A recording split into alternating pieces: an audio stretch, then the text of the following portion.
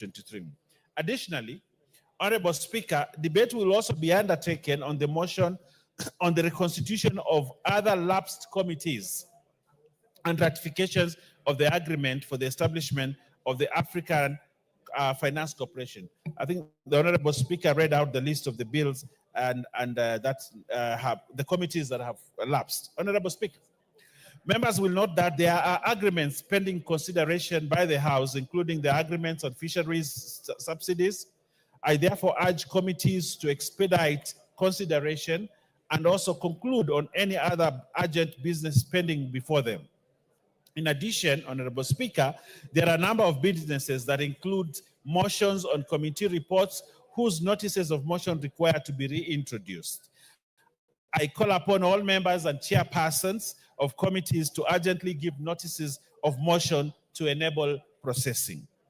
Honorable Speaker and honorable members, with regard to the attendance of cabinet secretaries to answer questions from members, I wish to inform the House that arrangements are ongoing and cabinet secretaries are expected to start appearing in plenary from Wednesday, 26th February 2025. Members are encouraged to be present to ask their questions as well as any supplementary questions they may have. Having said that, Honorable Speaker and members will recall that during the last week of January, the National Assembly undertook a retreat of all members of the House to deliberate on various matters of concern. Among the key resolutions made during the retreat was the operationalization of the contributory post-service medical scheme for members of Parliament. As of today, 102 members have signed up for the scheme. The House Business Committee commends the members for their commitment and encourages members to register as well. Finally, Honorable Speaker and honorable members, the House Business Committee will convene on Tuesday, 18th February 2025 to schedule business for the rest of the week.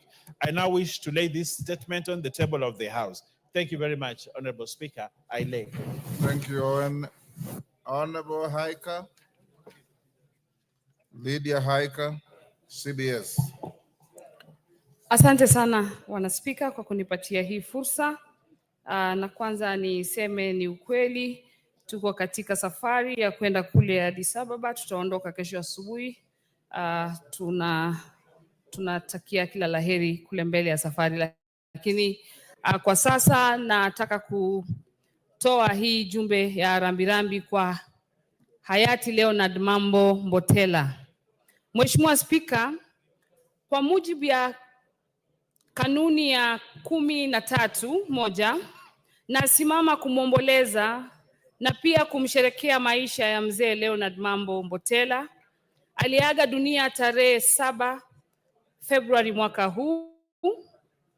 Marehemu Mbotela alikuwa mwanahabari tajika ambaye wanahabari wake ulikuwa kielelezo cha ubora, weledi na uadilifu kwa vizazi vingi vya watangazaji wa habari katika kanda ya Afrika Mashariki. Mheshimiwa Spika, tangu akiwa mdogo, marehemu Mambo Mbotela alionyesha shauku kubwa katika nyanja ya utangazaji, ikitambuliwa kwamba mara nyingi angebuni na akishikilia chupa kama kipaza sauti na kuiga kwa shauku wasomaji wa habari na wachambuzi wa michezo na huduma na utangazaji ya Afrika ABC. Mtindo huu ulikuwa dhihirisho ya mapema kwamba marehemu Mambo Mbotela alikuwa na talanta ya utangazaji na kuashiria cha uwezo ya kuwa mtangazaji aliyebobea akakomaa. Mheshimiwa Spika, mnamo mwaka wa 1964 ndoto ya marehemu Mambo Mbotela kujitosa na kubobea katika ulingo wa utangazaji zilianza kutimia. Alipojiunga na shirika la utangazaji la Sauti ya Kenya almaarufu VOK, ambalo sasa linajulikana kama Shirika la Utangazaji la Kenya, KBC. Umaarufu wa marehemu Mambo Mbotela katika fani ya utangazaji ulionekana mara tu alipojiunga na shirika la VOK. Weledi wake na sauti yake ya kipekee vilimpa ushawishi katika nyanja ya utangazaji, ikiwemo matangazo ya matukio ya kihistoria katika taifa la Kenya. Mheshimiwa Spika, marehemu Mambo Mbotela atakumbukwa kwa ugwiji wake wa kipekee katika lugha ya Kiswahili, ujuzi aliyoutumia ustadi kupitia kipindi chake cha redio cha Kiswahili kilichojulikana kama Je, huu ni ungwana? Kupitia kwa kipindi hicho, marehemu Mambo Mbotela alimulika viongozi na raia kwa matendo yaliyokiuka maadili ya kijamii, kuwakosoa na kuwahitaji wawajibike zaidi. Na zaidi ya hayo, ucheshi na ufahamu wake katika kutangaza mbashara mchezo wa kandanda na sikukuu za kitaifa ulivutia sana wasikilizaji wote hapa nchini na kuimarisha hadhi yake katika utangazaji kama sauti yake ya kitaifa na pia kama shujaa katika nchi yetu ya Kenya. Nikimalizia, Mheshimiwa Spika, natoa pole za dhati kwa familia, marafiki na taifa lote nzima kwa ujumla kwa kumpoteza mtangazaji huyu maarufu, Mzee Leonard Mambo Mbotela.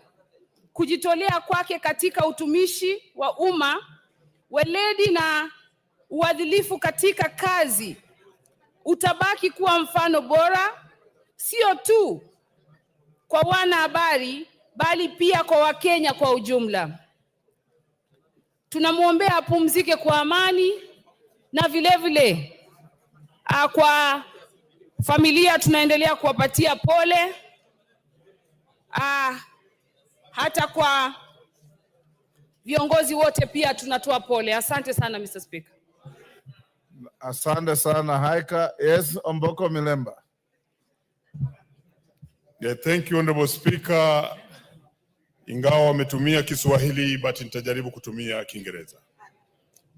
First, let me thank Honorable Haika for eulogizing Leonard Mambo Mbotela.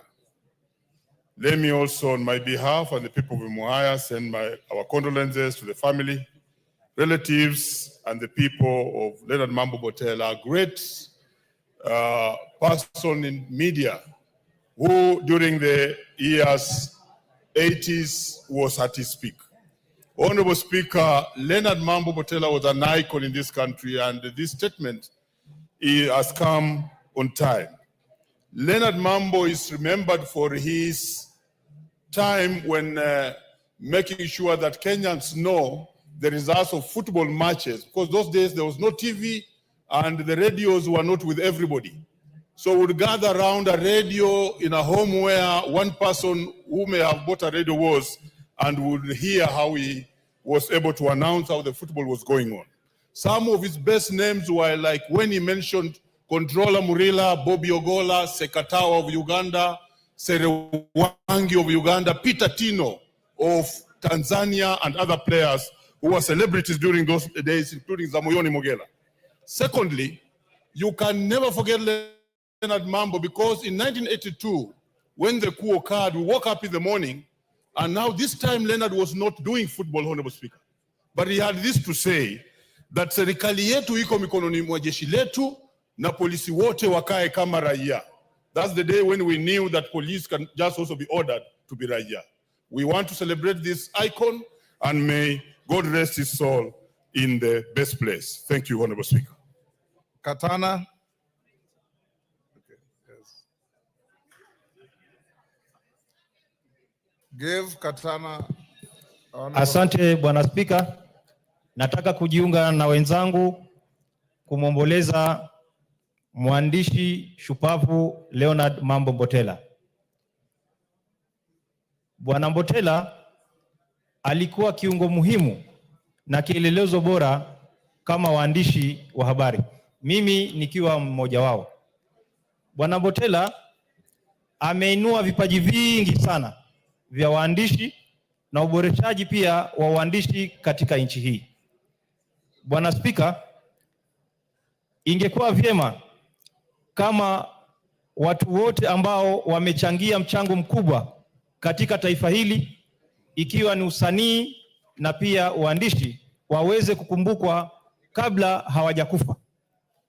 Bwana Spika, Leonard Mambo Mbotela alikuwa ni mtangazaji maarufu na pia mwendeshaji vipindi katika redio ambavyo vimeelimisha watu wengi, ikiwa kipindi chake cha Je, huu ni ungwana. Naombea roho yake iweze kulala mahali pema peponi, na pia kuombea familia yake iweze kuwa na subra wakati huu wa maombolezi. Asante Bwana Spika. Wangare. Asante sana Bwana Spika. Hata mimi nataka kumpa hongera Mheshimiwa Haika Mizigi kwa kuweza kuleta hii habari hapa, habari ya kifo cha mwenda zake Leonard Mambo Mbotela. Na Mheshimiwa Spika, unajua ukisoma historia utajua Mambo Mbotela hakuwa tu wa Kenya. Ukiangalia historia yake, babu ya babu yake alikuwa ametekwa nyara kule Malawi, ndio wakajipata wamefika kule Mwambao kule Mombasa, na kwa hivyo ako na mizizi sio tu ya Kenya bali ni ya Afrika mzima. Mheshimiwa Spika, huwezi ukasoma historia ile aya ambayo ni ya majaribio ya mapinduzi ya serikali ya mwaka wa 1982 bila kuhusisha Leonard Mambo Mbotela. Na alipomaliza shule alianza kazi kule Nakuru, alisomea kule Kitui na aliweza kuanza kazi kule Nakuru kama mfanyikazi wa kikundi cha Standard kule Nakuru kabla aende katika Sauti ya Afrika ama VOA. Kwa hivyo ako na historia ambayo ni mzuri, ako na historia ambayo imeenda miaka zaidi ya 50 katika kupasha wa Kenya na kupasha hata dunia mzima na kupasha Afrika ya Mashariki. Kwa hivyo tunamuombea na tunaomba kwa dua kwa Mungu kwamba amlaze mahali pema, na kwa jamaa na marafiki tunawaombea faraja aweze kupumzika kwa amani. Asante Mheshimiwa Spika. Rachel Nyamai. Asante sana Mheshimiwa Spika kwa kunipatia fursa hii. Pia mimi niweze kumshukuru Mheshimiwa Haika kwa Kiswahili kizuri sana cha Pwani. Ameweza kutukumbusha maisha ya Leonard Mambo Mbotela. Mheshimiwa Spika, pia mimi nataka kujiunga na wenzangu kutakia familia yake katika wakati huu mgumu, Mungu awapatie fadhila. Mheshimiwa Spika, fadhili. Mheshimiwa Spika, mimi nakumbuka Mambo Mbotela nikiwa mdogo. Wakati huo redio ilikuwa ni moja na kwetu sisi ni wengi sana. Kwa hivyo tulikuwa tunazunguka hiyo redio tukisikiza hicho kipindi chake cha Je, huu ni ungwana. Alikuwa mcheshi, alikuwa anafundisha jamii na alifanya kazi nyingi sana katika nchi ya Kenya. Mheshimiwa Spika, mimi ningependa kukumbuka maneno ambayo Leonard Mambo Mbotela alisema wakati ule alikuwa amezeeka, amefanya kazi nyingi. Aliuliza kama inawezekana kazi aliyofanya iweze kuhifadhiwa katika museum yetu. Kwa hivyo mimi naweza kuita Mheshimiwa Spika kama mkubwa wetu katika bunge na kupitia kamati yetu ambayo inaangalia mambo ya broadcasting, kama tunaweza kuchukulia jambo hili na tulipatie uzito na tuweze kuhifadhi kazi ambayo alifanya, awe anaweza kusomesha watu wale wengine. Asante sana Mheshimiwa Spika kwa fursa. Meja Raso. Thank you very much, Honorable Speaker. Honorable Speaker, I join Kenyans, Honorable Naika, and many others to send a tribute and condolence on the demise of a distinguished Kenyan, a legend, a man I think who will live through history of broadcasting and media. Honorable Speaker, Leonard Mambo Botela was a household name. And when we look at our media today, and I think the journey they walked, many of them who lived in abject poverty, many did not know about their dwellings, about their life, but they contributed to Kenya we have today in terms of patriotism, loyalty, in terms of placing Kenya on the map of the world. Honorable Speaker, when Leonard Mambo Botela was in VOK, when he came to announce, or is the one who will be broadcasting the news on that day, it means something serious was coming up. And that is why on 1st August 1982, the coup plotters of that time were able to use Mambo Botela to actually broadcast to Kenyans that there is a coup. So for that reason, I think the demise of people like Mambo Botela tell us something about our country. Is there something that has been written about this man? Are there archives that the Kenyans, the young Kenyans like those ones sitting in the gallery, will they remember such a man when they grow up? And he was an icon, because in the media today, we have a lot of young people who he did the tutelage to what they are today.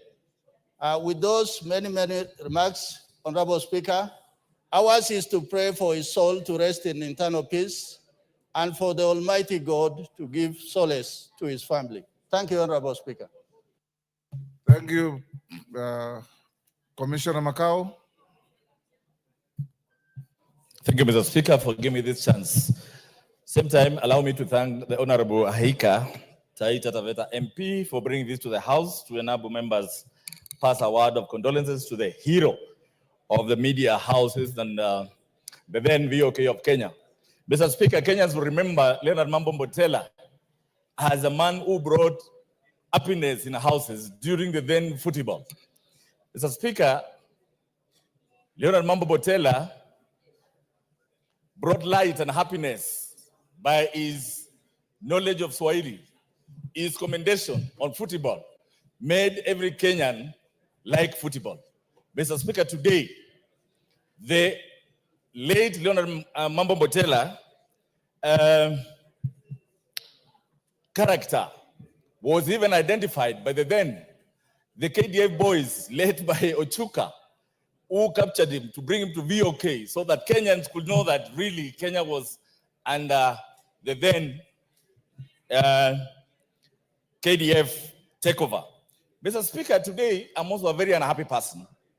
When the family of Leonard Mambo Botela told us he is going to be deterred, he's going to be deterred at the Langar Cemetery, Kenyans wondered how. Mr. Speaker, we also learned really it was not a Kenyan descent, of Kenyan descent, but from Malawi.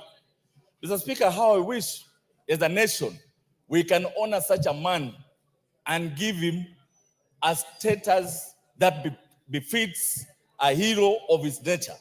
Mr. Speaker, how I wish Leonard Mambo Botela's funeral could be undertaken and taken care of, the cost and everything, by the Kenya government.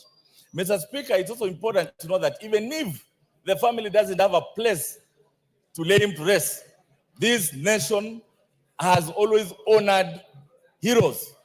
Leonard Mambo Botela must be honored as so. On the same breath, Mr. Speaker, when I walked in, I found some members who are registering to go to Addis Ababa. Mr. Speaker, it's important for Kenyans to know if Raila Odinga is going to AUC, it's not about the broad-based government. It's about Kenya. I wish, Mr. Speaker, because I know you are a generous man, how you can also accord some of us who are not in the broad-based government, you afford us to go to Addis Ababa so that we have... Order, you are out of order. Sorry, Mr. Speaker. What is going on in Addis Ababa has nothing to do with the death of Leonard Mambo. Mr. Speaker, I'm talking about heroes. Yes. We are celebrating one Amolo Raila Odinga as a hero who is living. And Mr. Speaker, our support to him shows how patriotic we are. Mr. Speaker, you don't have to wait for heroes to die so that we celebrate them. That is why I brought it that way. But however, Mr. Speaker, allow me to join other members who are passing their condolences to the late Leonard Mambo Mbotela. May his soul rest in eternal peace. Thank you. Thank you. We'll end up there on Leonard Mambo. I will invite Kiborek Ruben to also make a statement, then we'll observe a minute silence for both. I hadn't noticed you, but let Kiborek speak. Thank you, Mr. Speaker. I rise to pay tribute to a great man, a former member of Parliament, South Baringo, which is Mogoti and Eldama Ravine currently, Honorable Edward Cherutich Kiptanui. Honorable Speaker, pursuant to Standing Order number 259, D2, I rise with a heavy heart to pay tribute to former member of Parliament, Mogoti, South Baringo, which is now Mogoti and Eldama Ravine, Honorable Edward Kiptanui. Mr. Speaker, Honorable Edward Cherutich Kiptanui transitioned from this world on Tuesday, January 28, 2025, after a short illness. We mourn his departure, but also celebrate a life well lived, a life dedicated to service, leadership, and betterment of our nation. Honorable Speaker, born on 15 February 1934 in Baringo, in Kisanana, Baringo, Mogotio, Baringo County, Honorable Kiptanui was the firstborn of the late Assistant Chief Kimulwa Kiptanui and Alai Kimulwa. From an early age, he displayed a thirst for knowledge and determination to uplift those around him. His education journey took him from Kesanana to Tenge Secondary School and later to Kabarnet in Intermediate School, where he laid his foundation for his long dedication to service and leadership.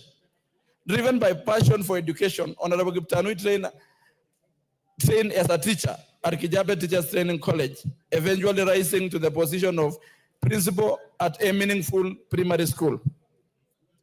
Even in his role as a teacher, he demonstrated unwavering commitment to community development. This elevated him to elective politics as the county council representative for the Central Rift. Honorable Speaker, his leadership qualities soon led him into national service, and in 1966, he was nominated as Member of Parliament.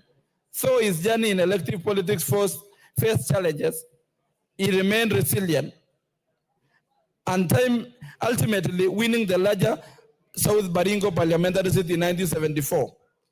For 15 years, from 1974 to 1988, Honorable Kiptanui served his constituent with integrity and vision.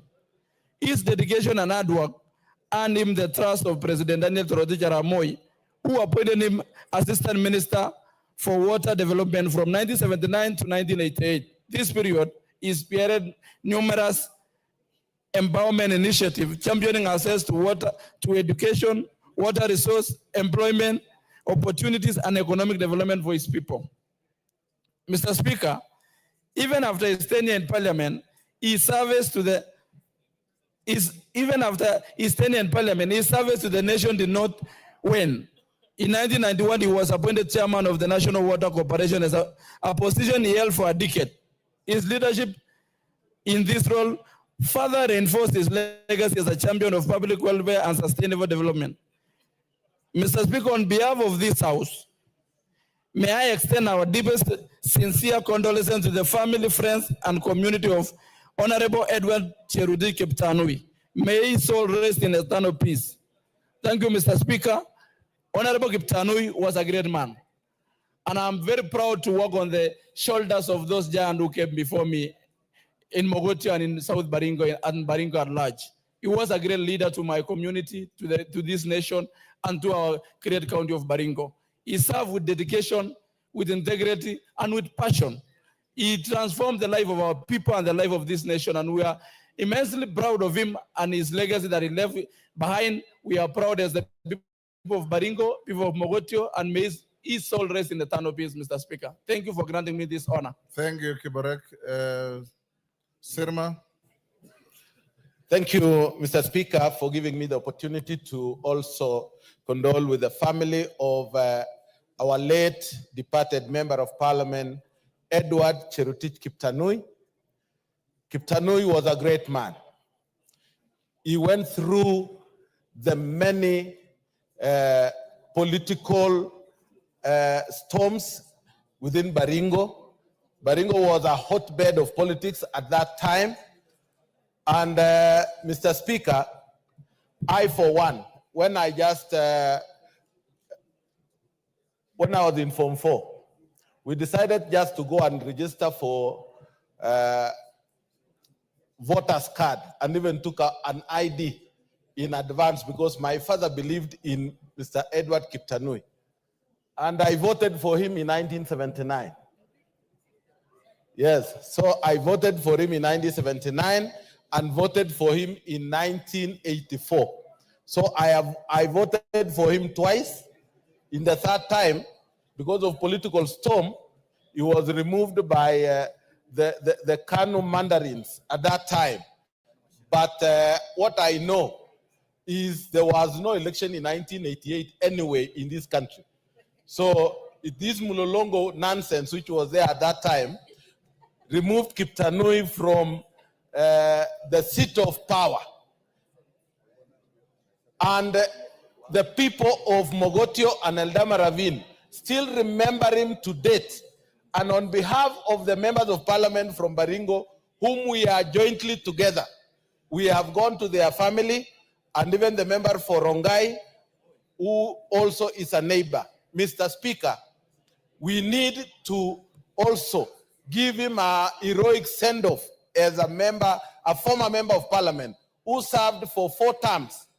He came here as a nominated member of parliament after being beaten by Babu Ud in Nakuru North constituency, and then came to Baringo South, where he went for 3 terms straight. And I would say he was popular and he was a man of the people. And at that time, Mr. Speaker, you remember, even you, when you came to this parliament, there was no salary. But he managed because he was a good man and he was endowed a bit. And he helped us in all other places where he could. Made children go to school, build schools, and there was no CDF at that time. So I want to say he's a great man. May his soul rest in eternal peace. Thank you. Thank you. We'll end there on the tributes. Honorable members, I want to close here. We have a lot of business to carry. Yes, Sabina? On Kiptanui? No, Mr. Speaker, I wanted to give my condolences about Leonard Mambo Botela. Thank you, Mr. Speaker, for the opportunity. And on the onset, Mr. Speaker, I am an old journalist, and I happen to work with Leonard Mambo Botela as one of our senior fathers in broadcasting, a man who inspired majority of us when we were young people. And I was very proud, Mr. Speaker, when I joined the Kenya Broadcasting Corporation to work closely with him. He was a good mentor. He was a man, Mr. Speaker, who even stood with the government even during the coup, and a man who offered himself. Unfortunately, Mr. Speaker, majority of these senior people in broadcasting, Mr. Speaker, they end up having a very difficult life, and especially at the old age. Mr. Speaker, I would want to urge the Committee on Communication, and especially Honorable Kiarie, I know he's here. It is important that we look at the talents that we have. We see how we can be able to build the talents. We see how we can be able to take care, especially those old people who are there, who entertained us, who offered themselves. And the salary then at KBC was very little, very, very small. And even looking at the salaries that the current journalists who work in Kenya Broadcasting Corporation are paid. We have the best talents there. We need to focus and put more money in Kenya Broadcasting Corporation. They build young talents, but they end up either being poached by other media houses. And since it is a training ground, I'll urge the Committee on Communication to relook at the perks that are given to the people who are working at Kenya Broadcasting Corporation, and also have a pension scheme, because the money they earn is very little. Majority of them are not even in permanent and pensionable. They are actually called one name, which is called artists, and which they are normally on like a casual basis, and a majority of them have worked even for 20, 30 years, but not on permanent basis. And that means at their old age, they have not saved anything. If you have a pension scheme where they can be able to be supported even by the government, celebrated, and especially even when we are doing the honors, those are the ones who need to get the head of state commendation and recognition, because we know entertainment and the therapy they give in humor, it has actually helped a lot of people. And especially, Mr. Speaker, this time where everybody seems to be upset about nothing and about everything, where there's a lot of things happening within the country and the stress levels are high. These people who work as therapists, who bring humor, who bring happiness to us, who wake up in the morning to inform us what is happening in the country, who sometimes, some of them are comedians, we need to take good care of them because they're also taking good care of our hearts. Thank you, Mr. Speaker, and may Leonard Mambo Botela rest in peace, and I hope the government can have something to support his family.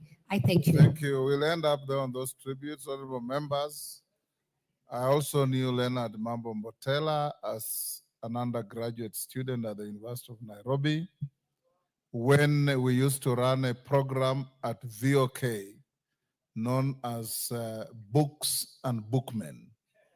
You read books and you go to the radio to discuss with the rest of Kenyans. We used to run it with Professor Chris Wanjala, the late, Professor Okot Bitek, and a few other professors.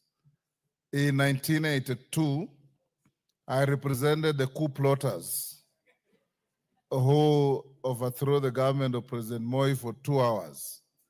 And Leonard Mambo Botela was a key witness in the case against Senior Private Ezekiah Ochuka and Senior Private Okumu, who are my clients. And you could feel his patriotism when he represented the country. So for the honor of the late Honorable Kiptanui and Leonard Mambo Botela, shall we be upstanding for a minute silence?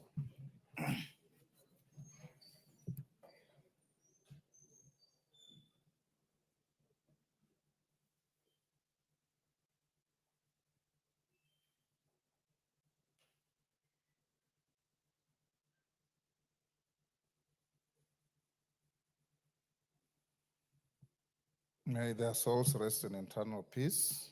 Amen. Thank you. And for you members and leaders like Owen Bayer, this is the moment where you should reflect and see that the country needs a hero's corner to bury people like Leonard Mambo Botela. It is disheartening to hear that we are going to bury Leonard Mambo Botela in Langata Cemetery. Probably his grave will be on top of a grave, knowing how crowded the place is. Next order. Honorable members, I'll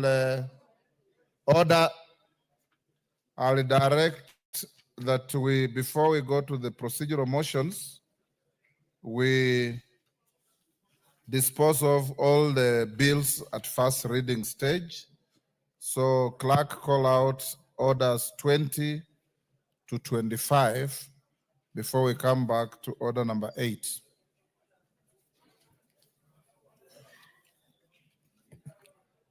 Yes, Jared Okello, what's the point of order?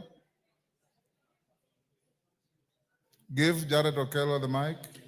I thank you very much, Honorable Speaker. There is an issue that I need your direction on, Honorable Speaker. A matter has always been brought before this House intermittently at various intervals, but the last time that it was brought here, which I believe is 6 months ago, you gave a direction. And this relates to hardship allowance, Honorable Speaker. Now, when you gave that direction, Honorable Speaker, a multi-agency team that was brought in by the government through various agencies undertook a survey across the country particularly on areas that were touched by the agitation for inclusion on hardship allowance, Honorable Speaker. Honorable Speaker, I'm aware that a report was done and was presented to the Ministry of Public Service, Honorable Speaker. But as is characteristic of this country, Honorable Speaker, very good reports that ought to infuse changes where necessary gather dust in these offices, Honorable Speaker. Up to now, that report has not been presented either to Parliament that came up with this matter through your direction, or be taken to the Ministry of Treasury and Economic Planning, Honorable Speaker, for direction, because it is a matter that touches on more funding to go towards addressing the challenges that bedevil our people in hardship areas, Honorable Speaker. So I need your direction at this point, Honorable Speaker, to ask the Ministry of Public Service to do the necessary, because they have the reports with them there, either to bring them here or forward them to Treasury, so that the areas that were excluded inadvertently or otherwise can be incorporated into this scheme, Honorable Speaker. Because as you know, there are many areas that have been disenfranchised, and we spoke about this. Where I come from, for example, and a representative of the wishes of many people here, I sit between Muhoroni and Nyakach constituencies, both of which are benefiting from hardship allowance. Immediately, teachers are brought into Nyando constituency. They apply to be transferred to those areas because of this incentive, Honorable Speaker.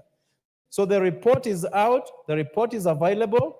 Direct, Honorable Speaker, that the necessary channels that ought to ensue need to take shape, Honorable Speaker, and I thank you for the opportunity. Thank you, Jared. Owen Bayer, can you follow up that matter and report to the House on Wednesday afternoon next week? All right, thank you very much. I think that's a matter that, as Jared Okello rightly puts it, in the last session, it was raised here not less than 3-4 times. Yes. Okay. Yes, Sorry, Ruku. Give Ruku the mic. Is it on the same issue or something different? It's on a similar issue. Go ahead. Mr. Speaker, before we broke for recess, you gave instructions that the first thing which should be done when we come here is for the chairman of Health Committee to give a report on the status of the rust expense and death gratuity payment to the survivors and beneficiaries of National Health Insurance Fund and Public Service Superannuation Scheme.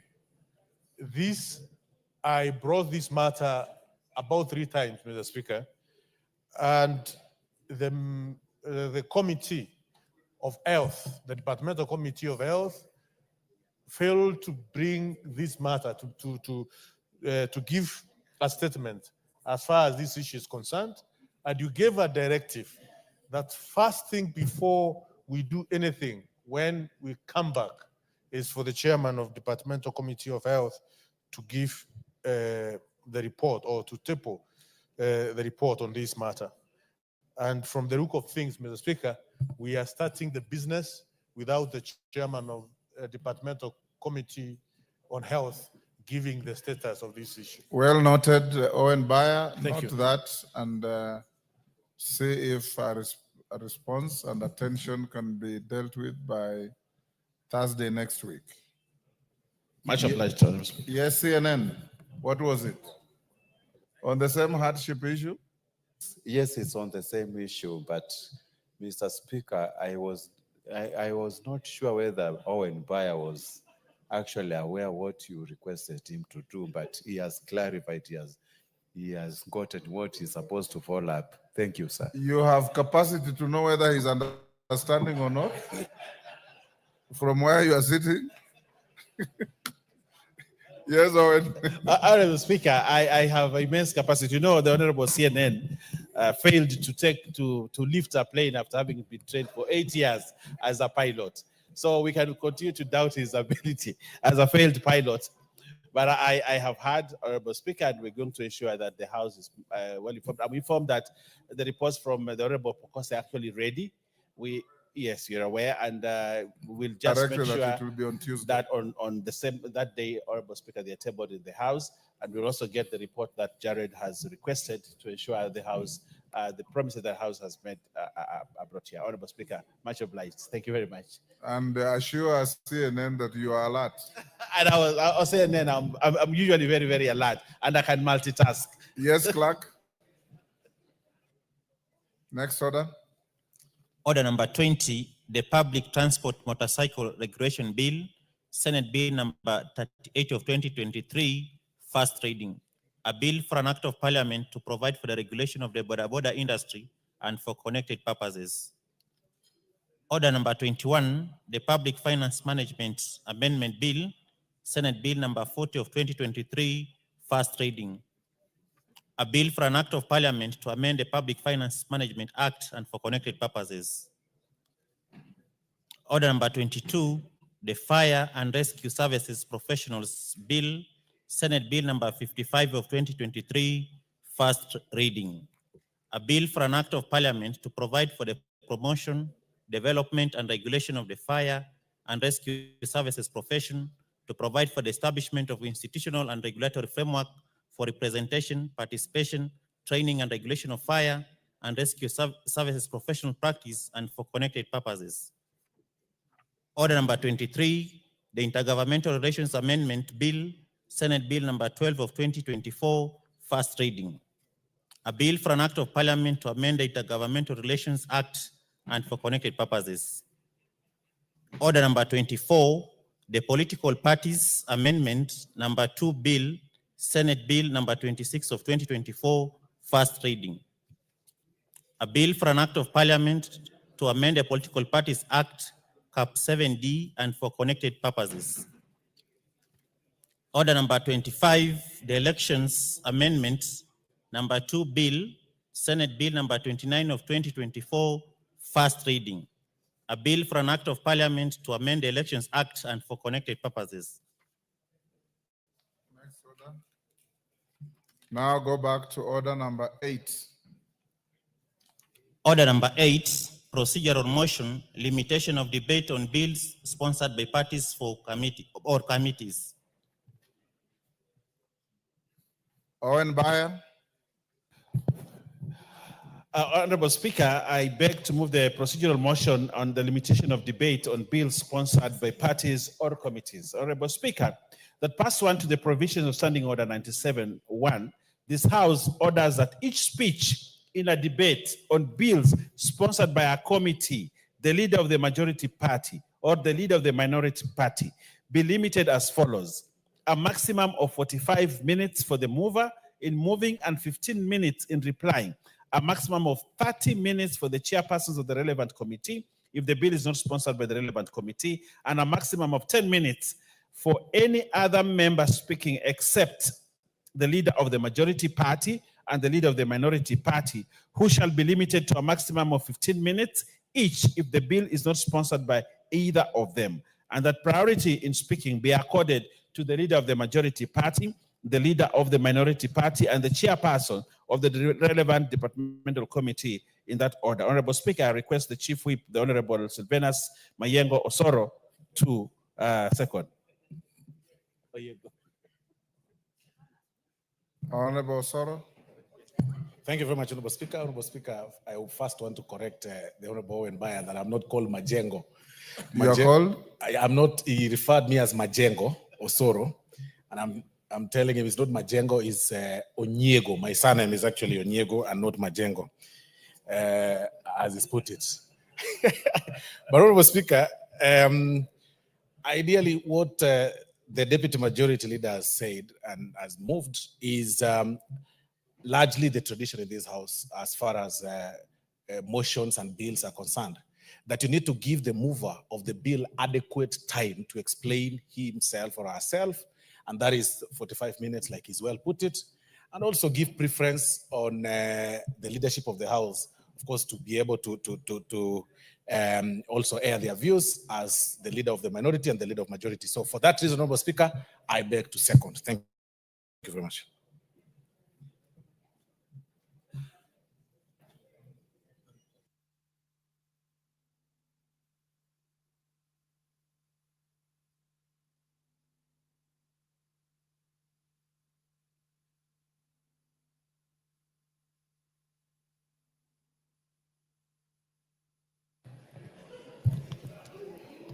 Honorable members, I now propose the question that pursuant to the provisions of Standing Order 97-1, this House orders that each speech in the debate on the bill sponsored by a committee and the leader of majority or the leader of minority be limited as follows. A maximum of 45 minutes for the mover in moving and 15 minutes in replying.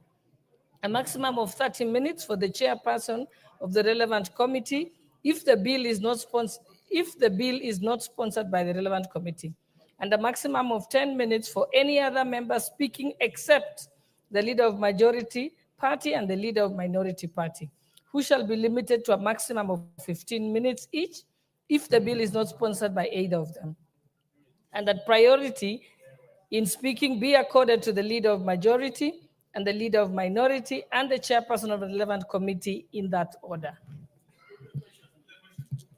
Okay, the mood of the House is to put the question. Honorable members, I now put the question that pursuant to the provisions of Standing Order 97-1, this House orders that each speech in the debate on the bill sponsored by the committee, the leader of the majority party or the leader of the minority party be limited as follows.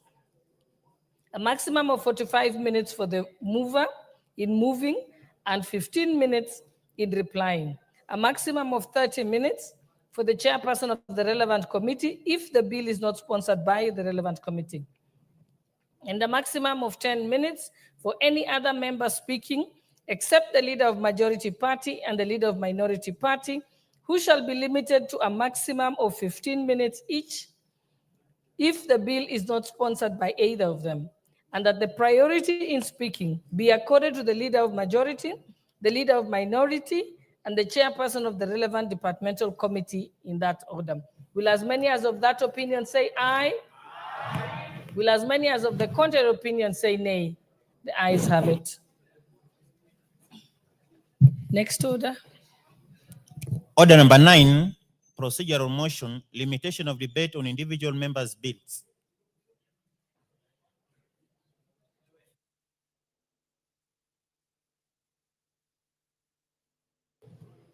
Majority Leader, proceed.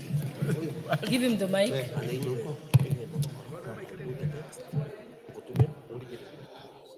Thank you very much, Honorable Speaker. I wish the members that are leaving would stay because this is very important for them. I beg to move the procedural motion, limitation on debate on individual members' bills. That pursuant to the Majority provisions of whip. Standing Order 90. Majority whip, I think you can whip the members to come back in because we need them. It's a very important motion. Yes, this is a very important procedural motion for You're members. foiling on your job. Because we actually limit their time at this level. That pursuant to the provision of Standing Order 97-1, this House orders that each speech in a debate on bills not sponsored by a committee, the leader of the majority party or the leader of the minority party, be limited as follows. A maximum of 3 hours and 30 minutes with not more than 30 minutes for the mover in moving and 10 minutes in replying. A maximum of 30 minutes for the chairpersons of the relevant committee and a maximum of 10 minutes for any other member speaking except the leader of the majority party and the leader of the minority party, who shall be limited to a maximum of 15 minutes each, and that priority in speaking be accorded to the leader of the majority party and the leader of the minority party and the chairperson of the relevant departmental committee in that order. Honorable Speaker, I request the honorable member for Nandi, MP for Nandi, the Honorable Muge, to actually second this motion.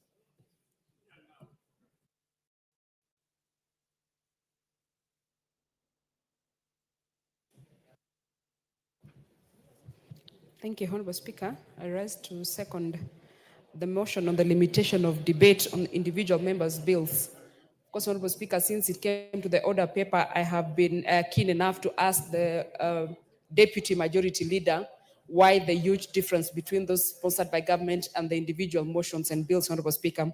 And Honorable Speaker, I must say that this is where efficiency in terms of use of time will be measured, especially on the bills that are sponsored by members. And Honorable Speaker, I want to say that I support this because this will actually ensure that the short period of time that is given for the prosecution of private members' bills is utilized and is shared equally so that we can be able to move more motions and more bills that are sponsored by private members.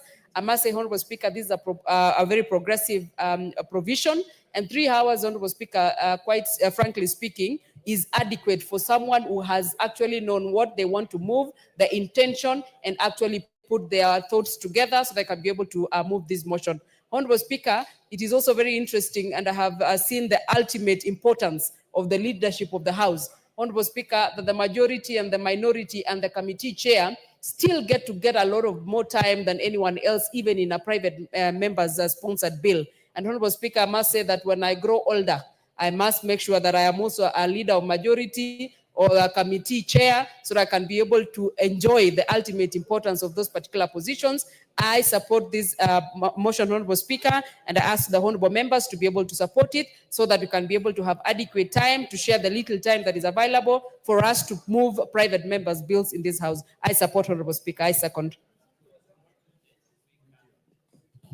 Honorable members, I now propose the question that pursuant to the provisions of Standing Order 97-1, this House orders that each speech in the debate on bills not sponsored by a committee, the leader of majority or the leader of minority, be limited as follows: a maximum of 3 hours and 30 minutes, with not more than 30 minutes for the mover in moving and 10 minutes in replying, and a maximum of 30 minutes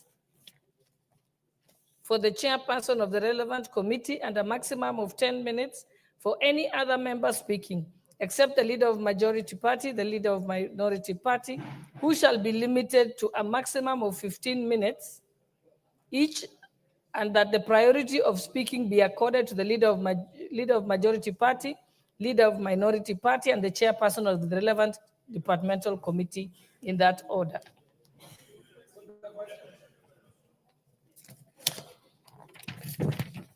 Honorable members, I now put the question that pursuant to the provisions of Standing Order 97-1, this House orders that each speech in the debate on bills not sponsored by the committee, the leader of majority party or the leader of minority party be limited as follows: a maximum of 3 hours and 30 minutes, with not more than 30 minutes for the mover in moving and 10 minutes in replying.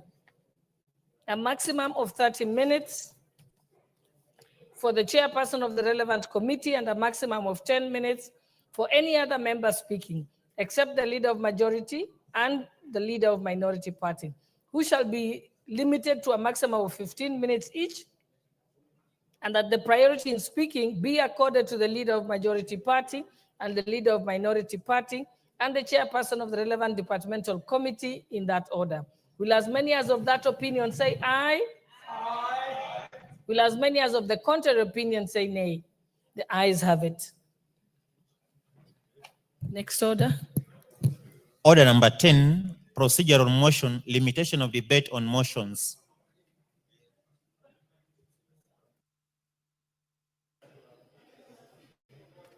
I think we are going to ask the ICT team to give you your card, to give you a new card.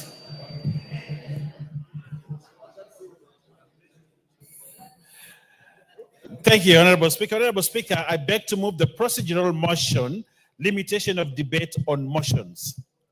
That pursuant to the provisions of Standing Order 97-1, this House orders that each speech in a debate on any motion, including a special motion, be limited in the following manner: a maximum of 3 hours with not more than 20 minutes for the mover and 10 minutes for any other member speaking except the leader of the majority party and the leader of the minority party, who shall be limited to a maximum of 15 minutes each, and that 10 minutes, therefore, before the expiry of the time, the mover shall be called upon to reply, and that priority in speaking be accorded to the leader of the majority party, the leader of the minority party, and the chairpersons of the relevant departmental committee in that order. Honorable Speaker, this motion, when does it limits time for debates, that when you're contributing, you have 10 minutes, which sometimes the mood of the House says 3 minutes and all that, but we give 10 minutes to members to contribute. I'd like to ask my friend Clive to second.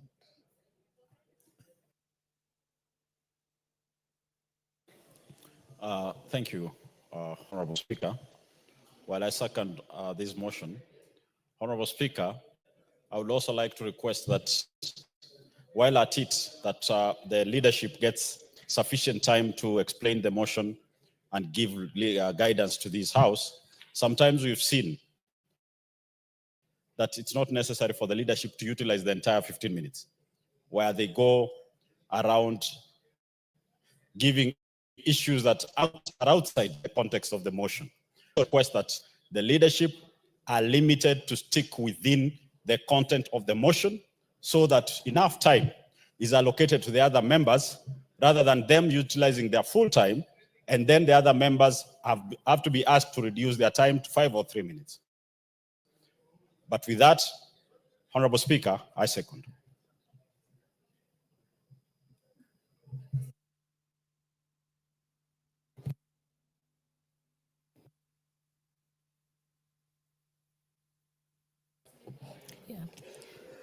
Honorable members, I now propose the question that pursuant to the provisions of Standing Order 97-1, this House orders that each speech in the debate on any motion, including a special motion, be limited in the following manner.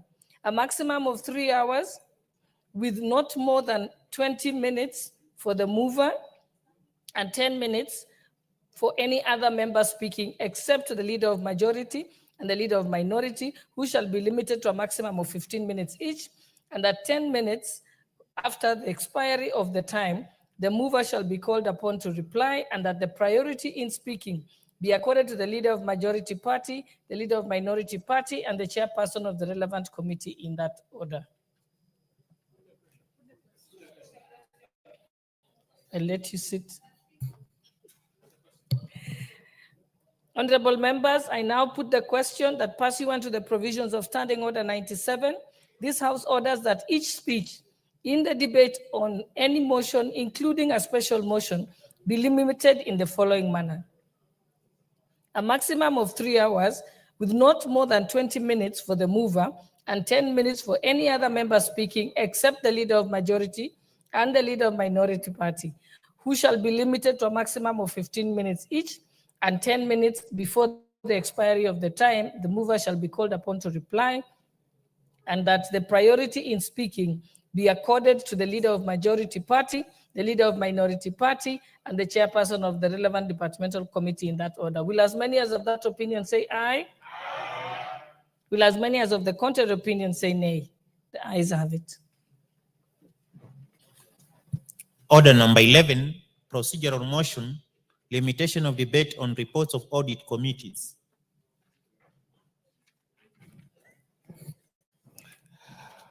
Honorable Speaker, I beg to move the procedural motion on limitation of debate on reports of audit committees. That pursuant to the provisions of Standing Order 97-1, this House orders that each speech in debate on reports of audit committees be limited as follows. A maximum of 60 minutes for the mover in moving and 30 minutes in replying, and a maximum of 10 minutes for any other member speaking except the leader of the majority party and the leader of the minority party, who shall be limited to a maximum of 15 minutes each, and the priority be accorded to the leader of the majority party and the leader of the minority party in that order. Honorable Speaker, I request the Honorable Jamatia to second.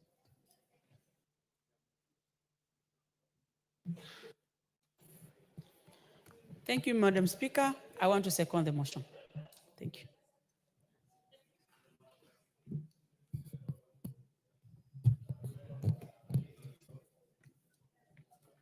Honorable members, I now propose the question that pursuant to the provisions of Standing Order 97-1, this House orders that each speech in the debate on reports of audit committees be limited as follows.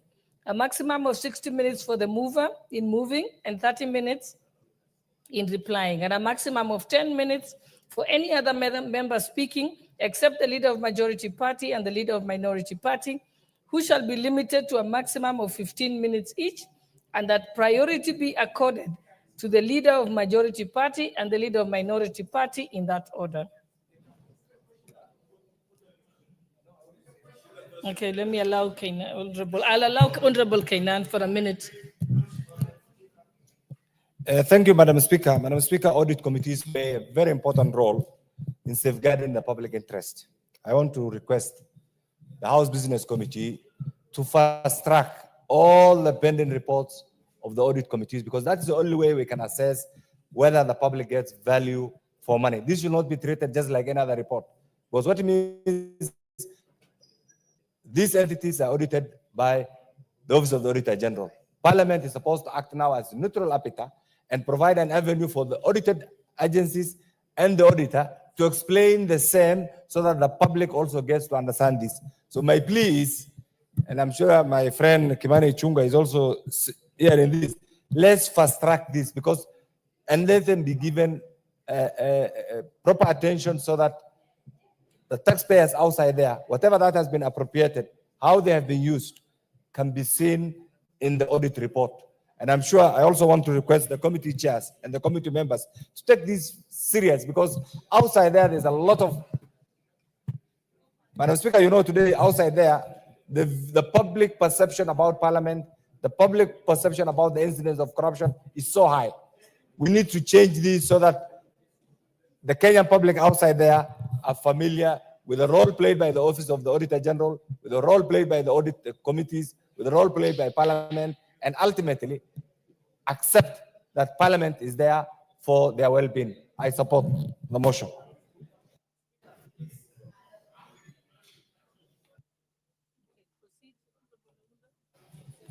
Speaker, thank you for this moment. I just want to draw to the attention of my colleagues and the country as a whole that in respect to the new Constitution of Kenya 2010, it is required that audit reports are prosecuted, are analyzed, prosecuted, moved and approved otherwise by this National Assembly within 6 months from the end of the financial year or after tabling the same. There's a recent court case, Honorable Speaker, regarding Nairobi County Assembly, where the court has invalidated the findings of the audit committee reports that were passed way outside the timelines provided for under the Constitution. So I just want to urge members who are here that it's important that every single time as we prosecute these reports, we must put in mind the provision of the Constitution, otherwise the work of the National Assembly and the various county assemblies will be an exercise in futility and will just all vanity and waste of public resources. Thank you, Honorable Speaker. Honorable members, I now put the question that pursuant to the provisions of Standing Order 97-1, this House orders that each speech in the debate of reports of audit committees be limited as follows: a maximum of 60 minutes for the mover in moving and 30 minutes in replying, and a maximum of 10 minutes for any other member speaking except the leader of majority party and the leader of minority party, who shall be limited to a maximum of 15 minutes each, and that the priority be accorded to the leader of majority party and the leader of minority party in that order. Will as many as of that opinion say aye? Aye. Will as many as of the contrary opinion say nay? The ayes have it. Next order. Order number 12, procedural motion, limitation of debate on other committee reports.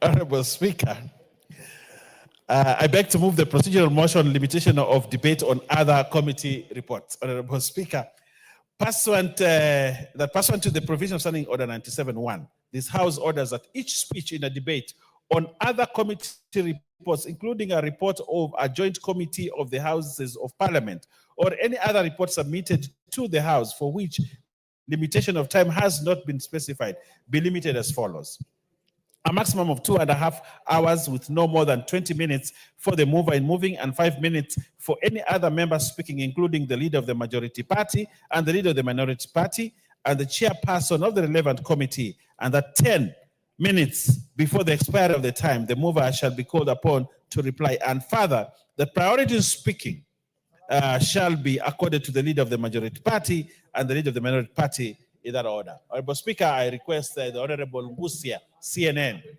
to second. Thank you, Madam Speaker. Without wasting a lot of time, because it's a procedural motion, I second.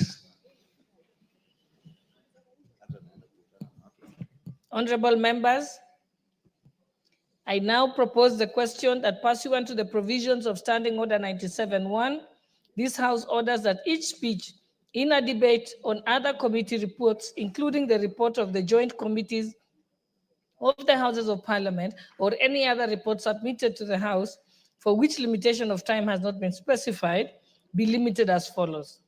A maximum of 2.5 hours with not more than 20 minutes for the mover in moving and 5 minutes for any other member speaking, including the leader of majority party and the leader of minority party, and the chairperson of the relevant committee, if the committee report is not moved by the chairperson of the relevant committee, and that 10 minutes before the expiry of time, the mover shall be called upon to reply, and further, that priority in speaking shall be given and accorded to the leader of majority party and the leader of minority party in that order.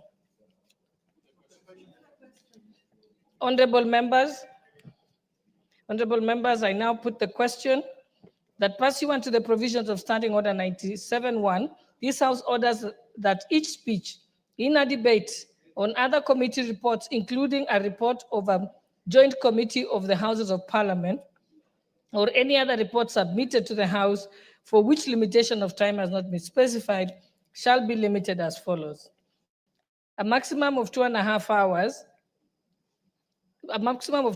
hours with not more than 20 minutes for the mover in moving and 5 minutes for any other member in speaking, including the leader of majority party and the leader of minority party and the chairperson of the relevant committee, if the committee report is not moved by the chairperson of the relevant committee. And that 10 minutes before the expiry of time, the mover shall be called upon to reply. And further, that priority in speaking shall be accorded to the leader of majority party and the leader of minority party in that order. Will as many as of that opinion say aye? Aye. Will as many as of the contrary opinion say nay? The ayes have it. Next order. Order number 13, procedural motion, limitation of debate on the address by the President. Thank you very much, Honorable Speaker. Honorable Speaker, I beg to move the procedural motion, limitation of debate on the address by His Excellency the President. Honorable Speaker, that noting that Standing Order 24-6 provides that debate on a motion on the address by the President shall be limited to not more than 4 sitting days, and pursuant to the provisions of Standing Order 97-1, this House orders that debate on a motion on the address by His Excellency the President under Article 132(1)(a) of the Constitution be limited as follows. A maximum of 30 minutes for the mover in moving, 20 minutes for the leader of the minority party, and 10 minutes each to the chairpersons of the Departmental Committee on Justice and Legal Affairs to speak on the report submitted under Article 132(1)(c)(1) of the Constitution relating to the realization of the national values. The chairperson of the Departmental Committee on Defense, Intelligence, and Foreign Relations to speak on the report submitted under Article 132(1)(c)(3) of the Constitution relating to the progress made in fulfilling the international obligations of the Republic. And the chairpersons of the Departmental Committee on Administration and Internal Security to speak on the report submitted under Article 247 of the Constitution relating to the state of the security of the country. And 5 minutes for any other member speaking, and that 10 minutes before the expiry of the time, the mover shall be called upon to reply. Honorable Speaker, I would like to request the Honorable Mwengi Mutuse, the MP for Kibwezi, to second. Before you second, allow me to recognize the students before they leave. I wish to recognize the presence of St. Patrick's Hill School from Kajiado West Constituency, Kajiado County, who are seated in the public gallery. I also wish to recognize Mary Hill Girls School from Thika West constituency, Kiambu County, who are seated in the public gallery. On behalf of the members of the National Assembly, we wish you pleasant proceedings. Thank you. Madam Speaker, I second.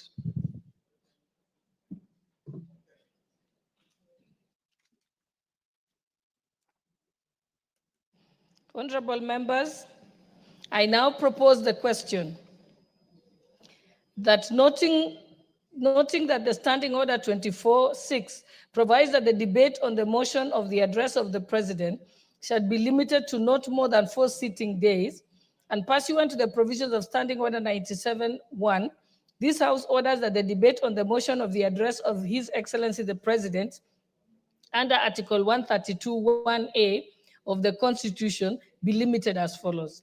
A maximum of 30 minutes for the mover in moving, 20 minutes for the leader of minority party, and 10 minutes each to the chairperson of the Departmental Committee on Justice and Legal Affairs to speak on the report submitted under Article 132.1ci of the Constitution relating to the realization of our national values.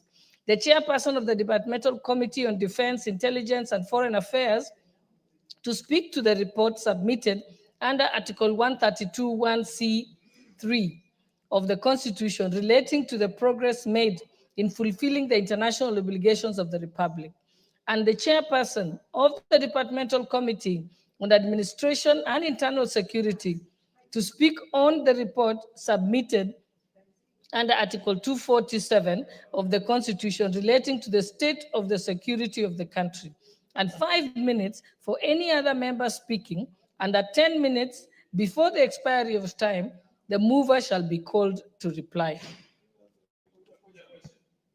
Honorable members, I now put the question that noting that the Standing Order 24.6 provides that debate on a motion on the address of the President shall be limited to not more than 4 sitting days, and pursuant to the provisions of Standing Order 97.1, this House orders that the debate on the motion of the address by His Excellency the President under Article 132.1a of the Constitution be limited as follows. A maximum of 30 minutes for the mover in moving, 20 minutes for the leader of minority party, and 10 minutes for each to the chairperson of the Departmental Committee on Justice and Legal Affairs to speak on the report submitted under Article 132.1c1 of the Constitution relating to the realization of national values. The chairperson of the Departmental Committee on Defense, Intelligence, and Foreign Affairs to speak on the report submitted under Article 132.1c3 of the Constitution relating to the progress made in fulfilling the international obligations of the Republic, and the chairperson of the Departmental Committee on Administration and Internal Security to speak on the report under Article 247 of the Constitution relating to the state of the security of the country, and 5 minutes for any other member speaking, and that 10 minutes before the expiry of time, the mover shall be called to reply. Will as many of that opinion say aye? Will as many as of the contrary opinion say nay? The ayes have it. Order number 14, procedural motion, limitation of debate on sessional papers. Honorable Speaker, I beg to move the procedural motion on the limitation of debate on sessional papers, that pursuant to the provisions of Standing Order 97.1, this House orders that each speech in a debate on any sessional paper shall be limited as follows: a maximum of 2.5 hours with not more than 20 minutes for the mover in moving, and 5 minutes for any other member speaking, including the leader of the majority party and the leader of the minority party and the chairpersons of the relevant committee, if the sessional paper is not moved by the chairperson of the relevant committee. Honorable Speaker, and that 10 minutes before the expiry of the time, the mover shall be called upon to reply, and further that priority in speaking shall be accorded to the leader of the majority party and the leader of minority party in that order. Honorable Speaker, I would like to request the Honorable Jerusha Mongina Momanyi, the Honorable Member of Nyamira, to second.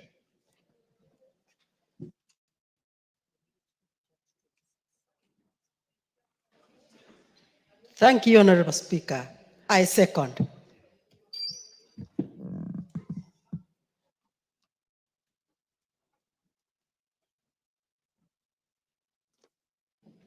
Honorable members, I now propose the question, which is that pursuant to provisions of Standing Order 97-1, this House orders that each speech in a debate on any sessional paper shall be limited as follows: a maximum of 2.5 hours, with not more than 20 minutes for the mover in moving, and 5 minutes for any other member speaking, including the leader of the majority and the leader of minority party, and the chairperson of the relevant committee. If the sessional paper is not moved by the chairperson of the relevant committee, and that 10 minutes before the expiry of the time, the mover shall be called upon to reply, and further, that priority in speaking shall be accorded to the leader of majority party and the leader of the minority party, in that order. May I put the question? I now put the question, honorable members, which is that pursuant to provisions of Standing Order 97-1, this House orders that each speech in a debate on any sessional paper shall be limited as follows: a maximum of 2.5 hours, with not more than 20 minutes for the mover in moving, and 5 minutes for any other member speaking, including the leader of the majority party and the leader of the minority party, and the chairperson of the relevant committee if the sessional paper is not moved by the chairperson of the relevant committee. And that 10 minutes before the expiry of the time, the mover shall be called upon to reply, and further that priority in speaking shall be accorded to the leader of the majority party and the leader of the minority party, in that order. Will as many as of that opinion say aye? Will as many as of a contrary opinion say nay? The ayes have it. Next order. Order number 15, procedural motion, limitation of debate on reports of constitutional commissions and independent offices. Leader, please proceed. Thank you very much, Honorable Speaker. Honorable Speaker, I beg to move the procedural motion on the limitation of debate on reports of constitutional commissions and independent offices. Honorable Speaker, the pursuant to the provisions of the Standing Order 97-1, this House orders that each speech in debate on reports of the Constitutional Commission and independent offices be limited as follows: a maximum of 4 hours with no more than 30 minutes for the mover in moving and 10 minutes in replying, a maximum of 30 minutes for the chairperson of the relevant committee, and a maximum of 10 minutes for any other member speaking except the leader of the majority party and the leader of the minority party, who shall be limited to a maximum of 15 minutes each, and the priority be accorded to the chairpersons of the relevant committee, the leader of the majority party, and the leader of the minority party, in that order. Honorable Speaker, these are constitutional commissions and independent offices. When we have this kind of motion, Honorable Speaker, they are accorded that time as distributed. Honorable Speaker, I wish to request, the one I was targeting is not here, but I want to request the Honorable Sabina Chege, the whip of the Jubilee Party, to second. Honorable Sabina Chege, please proceed. Whip Jubilee Party. Thank you, Madam Speaker. I second. And Madam Speaker, I just want to urge the House Business Committee, as they plan on the talkings and the timing and the timelines, we have, and the limitation of debate, Madam Speaker, we have many private members' bills that are very important. So I know they tend to prioritize the government bills, which is okay. But we have many bills that need to come to this floor of the House, and we execute them, Madam Speaker, because they are very important to this nation. But I second. Thank you. Thank you very much. Honorable members, I now propose the question that pursuant to provisions of Standing Order 71, 79, honorable members, I will take that again. I'll start afresh.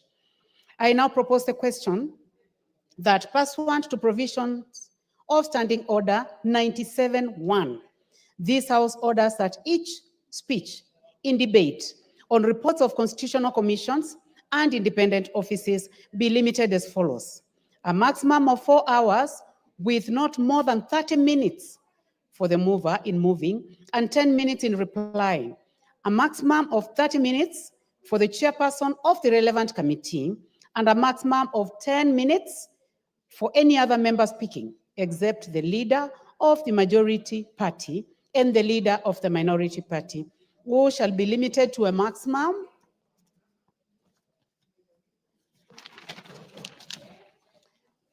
of 15 minutes each, and the priority be accorded to the chairperson of the relevant committee, the leader of the majority party, and the leader of the minority party, in that order.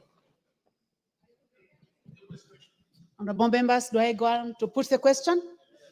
Honorable members, I now put the question that pursuant to provisions of Standing Order 97-1, this House orders that each speech in debate on reports of constitutional commissions and independent offices be limited as follows: a maximum of 4 hours with not more than 30 minutes for the mover in moving and 10 minutes in replying, a maximum of 30 minutes for the chairperson of the relevant committee, and a maximum of 10 minutes for the other member speaking, except the leader of the majority party and the leader of the minority party, who shall be limited to a maximum of 15 minutes each, and that priority be accorded to the chairperson of the relevant committee, the leader of the majority party, and the leader of the minority party, in that order. Will as many as of that opinion say aye? Will as many as of a contrary opinion say nay? The ayes have it. Next order. Order number 16, procedural motion, limitation of debate on the annual estimates and committee of supply. Thank you very much, Honorable Speaker. Honorable Speaker, I beg to move the procedural motion on the limitation of debate on the annual estimates and committee of supply. Honorable Speaker, that pursuant to the provisions of Standing Order 97-1, this House orders that each speech in a debate on the report of the Budget and Appropriations Committee on budget estimates contemplated under Standing Order 239 and 240 be limited as follows: general supply debate, a maximum of 3 sitting days with 30 minutes for the mover in moving and 15 minutes in replying. A maximum of 15 minutes for each of the chairpersons of the departmental committees, and a maximum of 10 minutes for any other member speaking, except the leader of the majority party and the leader of the minority party, who shall be limited to a maximum of 15 minutes each, and that priority in speaking be accorded to the leader of the majority party, the leader of the minority party, and the respective chairpersons of the departmental committees, in that order that they appear in the second schedule to the standing orders. And 2, committee of supply, a maximum of 6 sittings for the consideration of the proposed allocations to the respective votes programs in the order specified in the schedule submitted by the Budget and Appropriations Committee. Honorable Speaker, we are starting the budget cycle. Today we laid the paper that is supposed to trigger the budget cycle. And this procedural motion, therefore, gives guidance to that debate. Many times people ask, what is a committee of supply? What is a general supply debate? And sometimes it mixes up members in this chamber. But it's important that they acquaint themselves. And I would like to request the Honorable almost senior counsel, Honorable Chepkonga, to second this.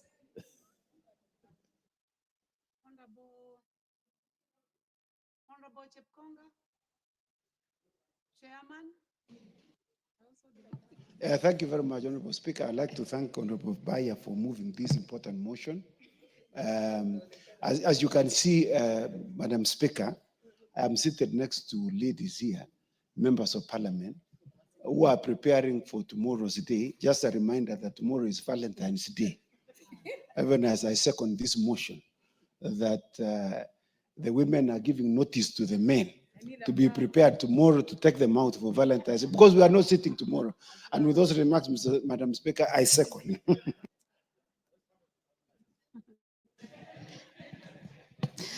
Chairman Honorable Chepkonga. And we thank you very much for seconding. Honorable members, I now propose the question that pursuant to provisions of Standing Order 97-1, this House orders that each speech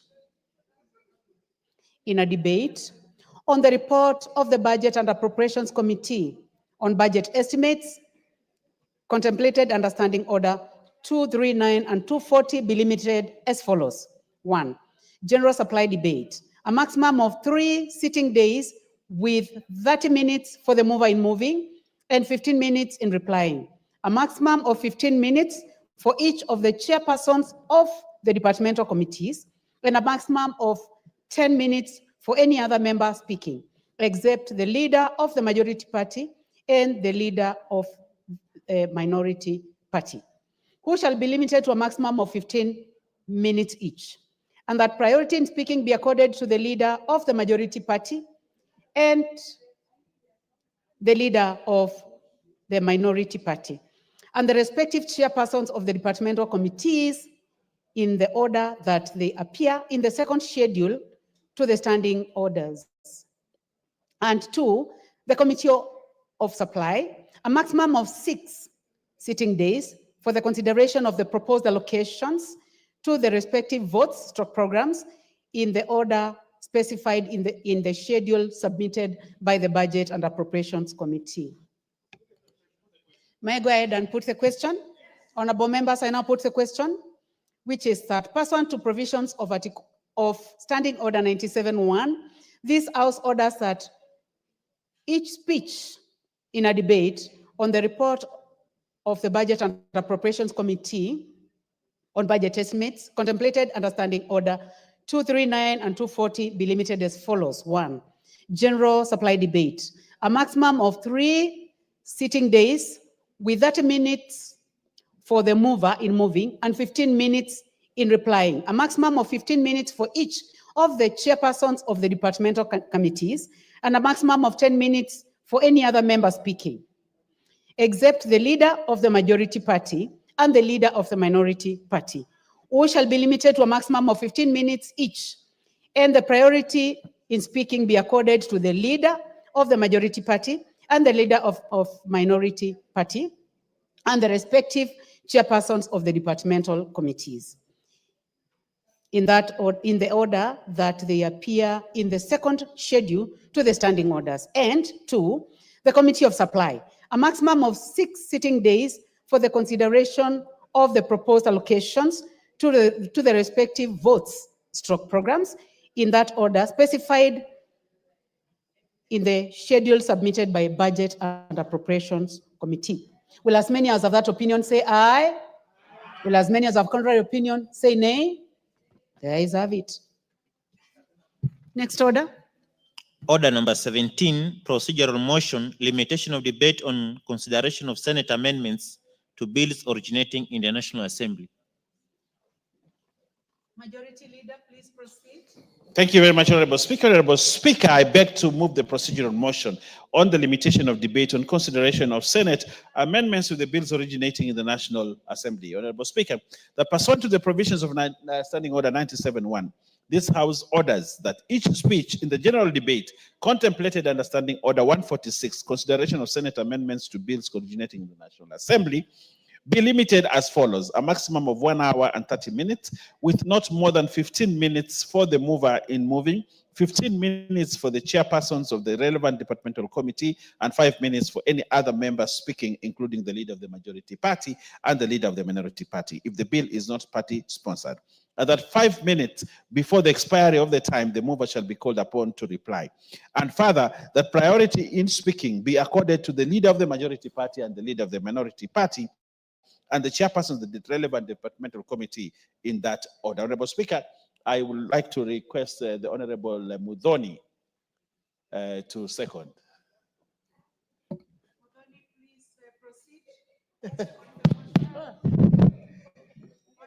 Thank you, Madam Speaker. I do second this proposal by the majority leader. Thank you.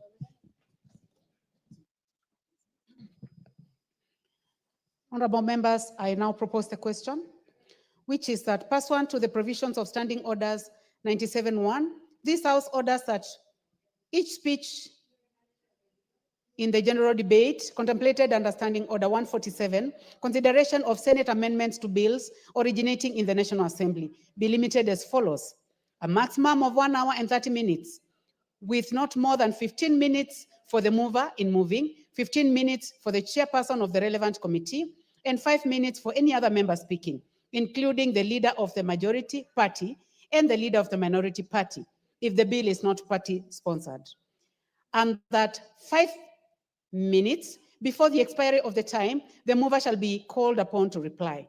And further, that priority in speaking shall be accorded to the mover of to the leader of the majority party and the leader of the minority party and the chairperson of the relevant departmental committee, in that order. Thank you. I'll put the question. I want to give a chance to the senior to take his seat.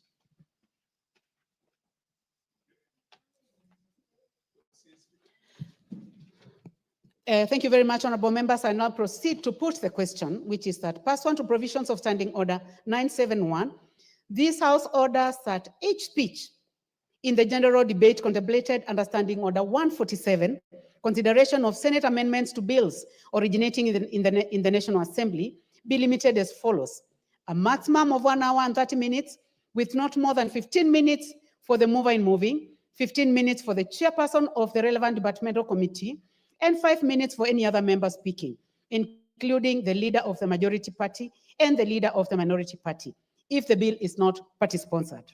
And 5 minutes before the expiry of the time, the mover shall be called upon to reply. And further, that priority in speaking shall be accorded to the leader of the majority party and the leader of the minority party and the chairperson of the relevant departmental committee, in that order. Will as many as have that opinion say aye? Will as many as have contrary opinion say nay? The ayes have it. Order number 18, procedural motion, consideration of business received during the recess periods.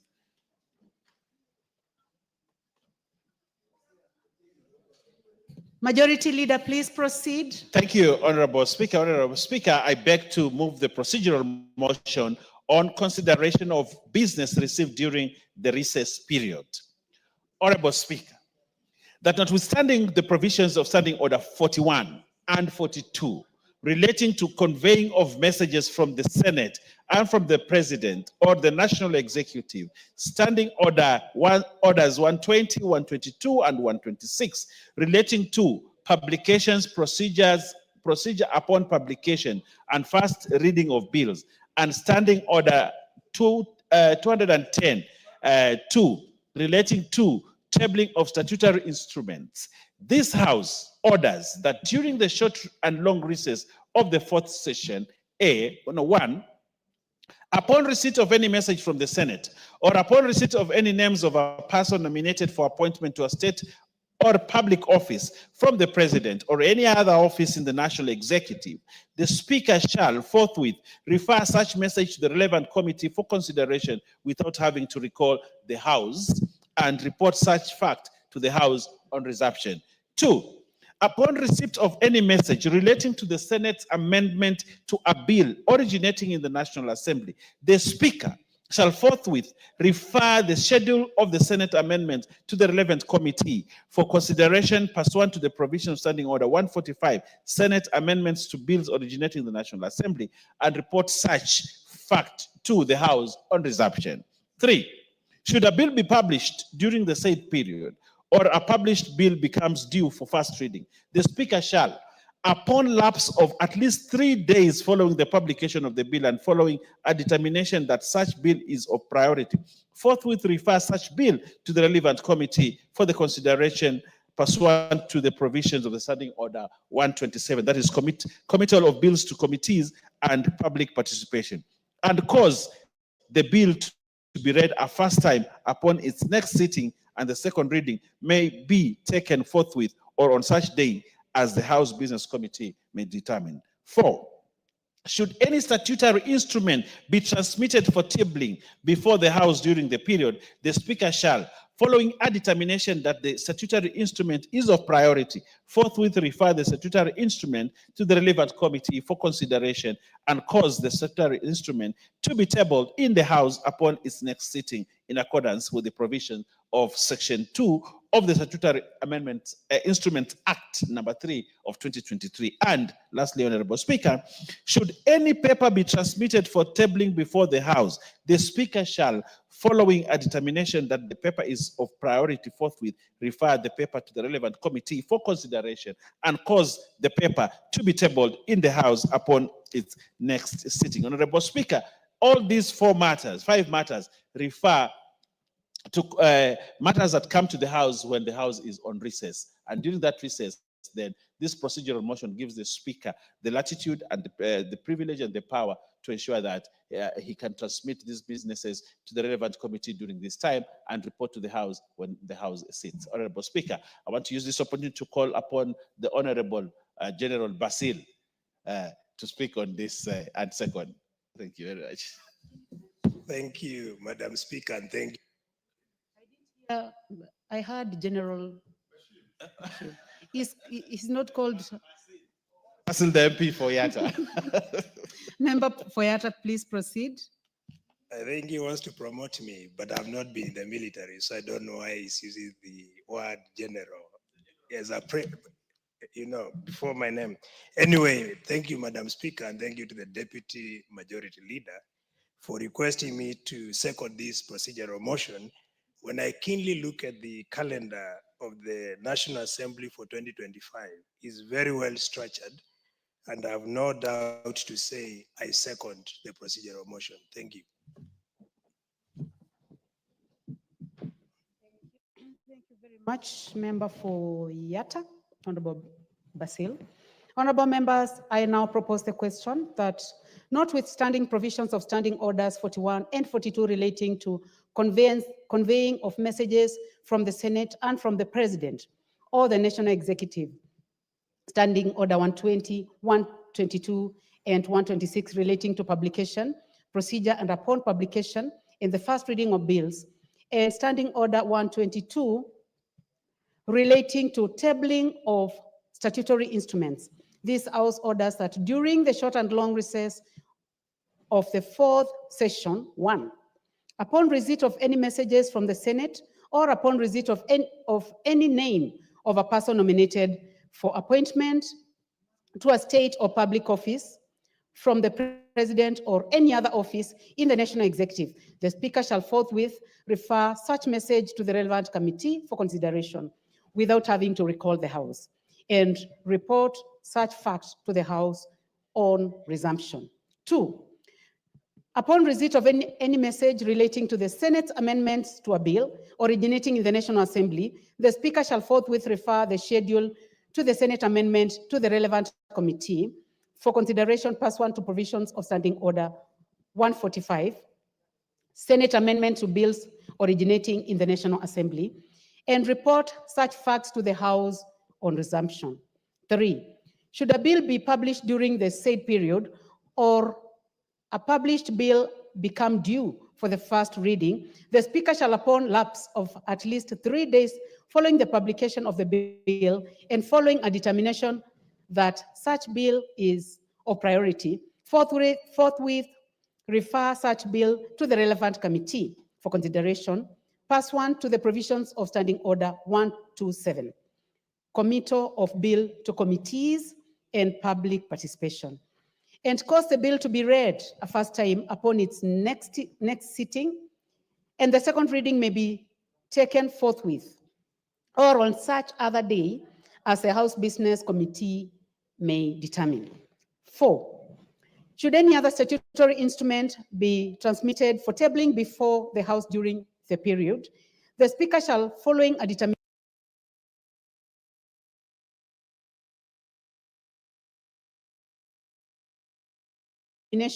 that the statutory instrument is of priority, forthwith refer the statutory instrument to the relevant committee for consideration and cause the statutory instrument to be tabled in the House upon its next sitting in accordance with the provisions of Section 11 of the Statutory Instruments Act, number 3 of 2013, and 5, should any paper be transmitted for tabling before the House, the Speaker shall, following a determination that the paper is of priority, forthwith refer the paper to the relevant committee for consideration and cause the paper to be tabled in the House upon the next sitting. Honorable members, may I now go ahead and put the question?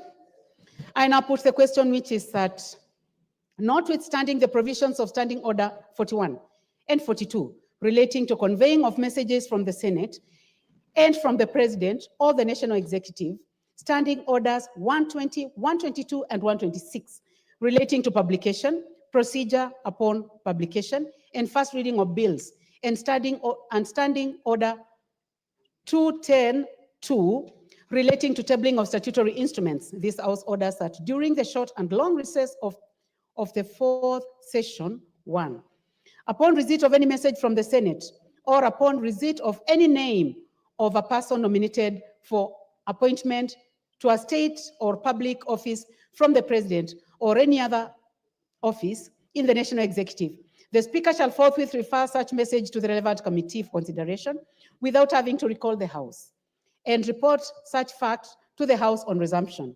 2, upon receipt of any message relating to the Senate amendment to a bill originating in the National Assembly, the Speaker shall forthwith refer the schedule of the Senate amendment to the relevant committee for consideration, pursuant to provisions of Standing Order 145, Senate amendment to bills originating in the National Assembly, and report such fact to the House on resumption. 3, should a bill be published during the said period or a published bill become due for the first time, the Speaker shall, upon lapse of at least 3 days following the publication of the bill and following a determination that such a bill is of priority, forthwith refer such bill to the relevant committee for consideration, pursuant to the provisions of Standing Order 127, committal of bills to committees and public participation, and cause the bill to be read a first time upon its next sitting.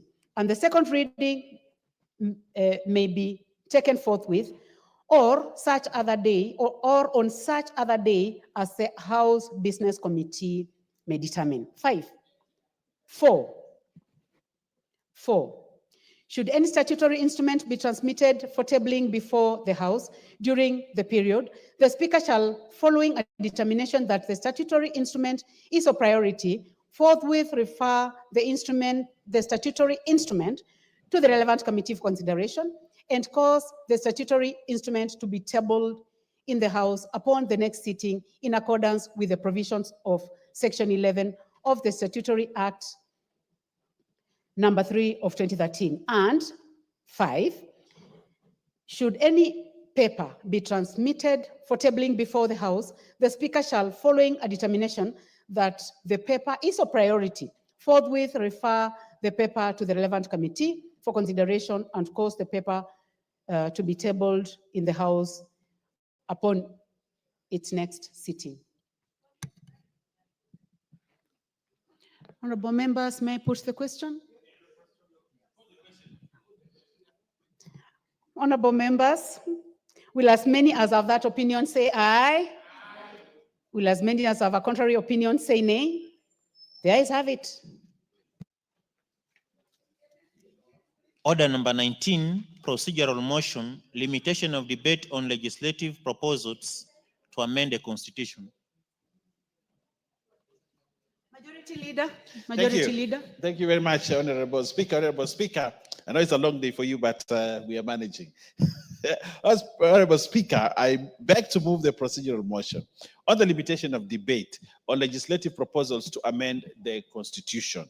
Honorable Speaker, that pursuant to the provisions of Standing Order 97-1, this House orders that each speech in the general debate contemplated under Standing Order 1147A and B, consideration of the legislative proposals to amend the Constitution, be limited as follows: a maximum of 20 minutes for the mover in moving and 10 minutes in replying. 15 minutes for the leader of the majority party and the leader of the minority party if the proposal is not party sponsored.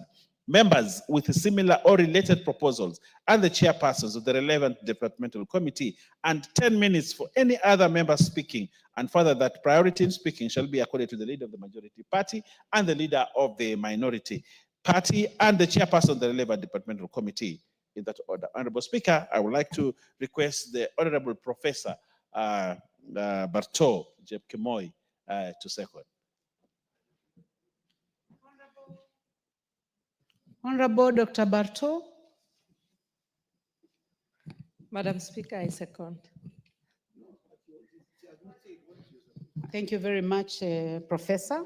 Honorable members, I now propose the question that pursuant to the provisions of Standing Order 97-1, this House orders that each speech in the general debate contemplated under Standing Order 114-7A-B, consideration of a legislative proposal to amend the Constitution be limited as follows: a maximum of 20 minutes for the mover in moving and 10 minutes in replying, 15 minutes for the leader of the majority party and the leader of the minority party, if the proposal is not party-sponsored.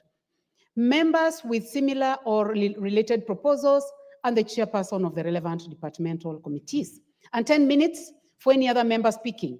And further, that priority in speaking shall be accorded to the leader of the majority party and the leader of the minority party, and the chairperson of the relevant departmental committees, in that order. I'll now go ahead and put the question.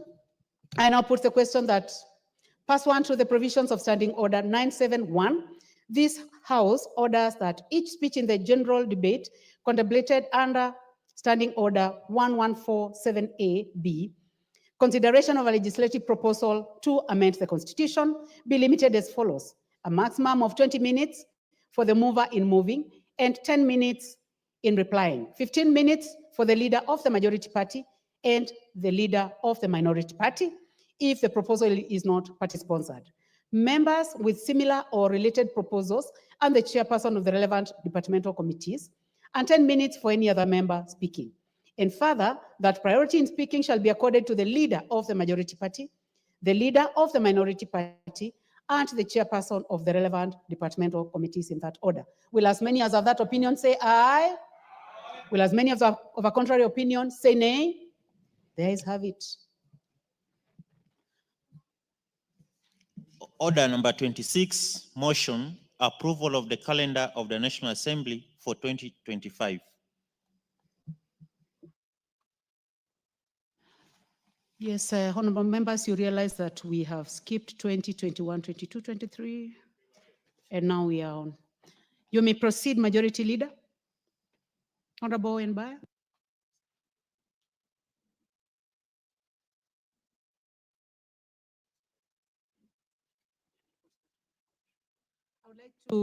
Thank you very much. I would like to put on record that order number 20, 21, 22, 23, 24, and 25 were already considered by the Speaker and the House. So now we may proceed with order number 26 as read. Honorable Majority Leader. Okay. Thank you, Honorable Speaker. Honorable Speaker, I beg to move that pursuant to the provisions of the Standing Order 28, this House approves the calendar of the National Assembly regular sessions for the 4th session 2025 as contained in the schedule to the order paper. Honorable Speaker, the House Business Committee has proposed a total of 199 sittings between 11th of February 2025 and 4th of December 2025. This excludes special sittings and any extra sitting that the House may resolve to sit. Honorable Speaker, as members may be aware, business in the first part of the session is mostly guided by the submission of the budget policy statement, the BPS, which we laid today, and the medium-term budget strategy by 15th February 2025, which we have laid also today, the budget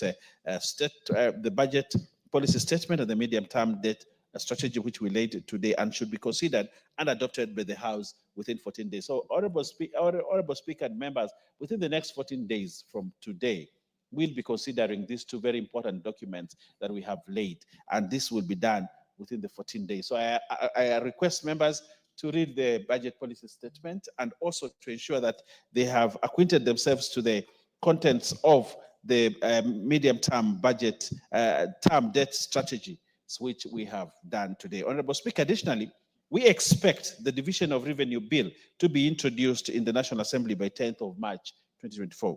Honorable Speaker, as we are aware, the Division of Revenue Bill usually is a very contentious document because of what counties want, what the national government wants, what the equalization fund wants, and all those. So, Honorable Speaker, I request that members make sure that they read the Division of Revenue Bill and take a position, and we debate this matter here by the 10th of March when we table this. Honorable Speaker, the second part of the session is guided by the budget timelines on conducting of public hearings by the Budget and Appropriations Committee on the annual budget estimates. This should be undertaken before the committee tables its report on the estimates for approval by the House. Honorable Speaker, we know what happened last session when we had the budget and the finance bill coming to this House, and I think it's important that proper public participation be conducted so that the residents of this country and our residents in our constituencies are aware of the contents of these two very important documents as we prepare, Honorable Speaker, going forward. Honorable Speaker, again, further, mid-June will be pronouncements of the budget highlights. A very important day for Parliament and for the country, the budget highlights, where we have, and the revenue raising measures, where we have the Cabinet Secretary will come to present such in this House. Honorable Speaker, you may find it very interesting that for the first time, the Honorable John Ngongo Mbandi will be coming to this House, not as a member sitting, but as a Cabinet Secretary to lay the budget estimates and appropriations in this House. So we look forward to mid-June when the highlights on the budget and highlights on revenue raising measures will come to this, and therefore approval of the Budget and Appropriations Committee report on the annual estimates, introduction and approval of the appropriations bill will be done during this time. Very important piece of legislation that we shall have, Honorable Speaker. Honorable Speaker, important also is the finance bill, the appropriations bill, and any other supplementary appropriations bill should be approved by 30th of June 2025.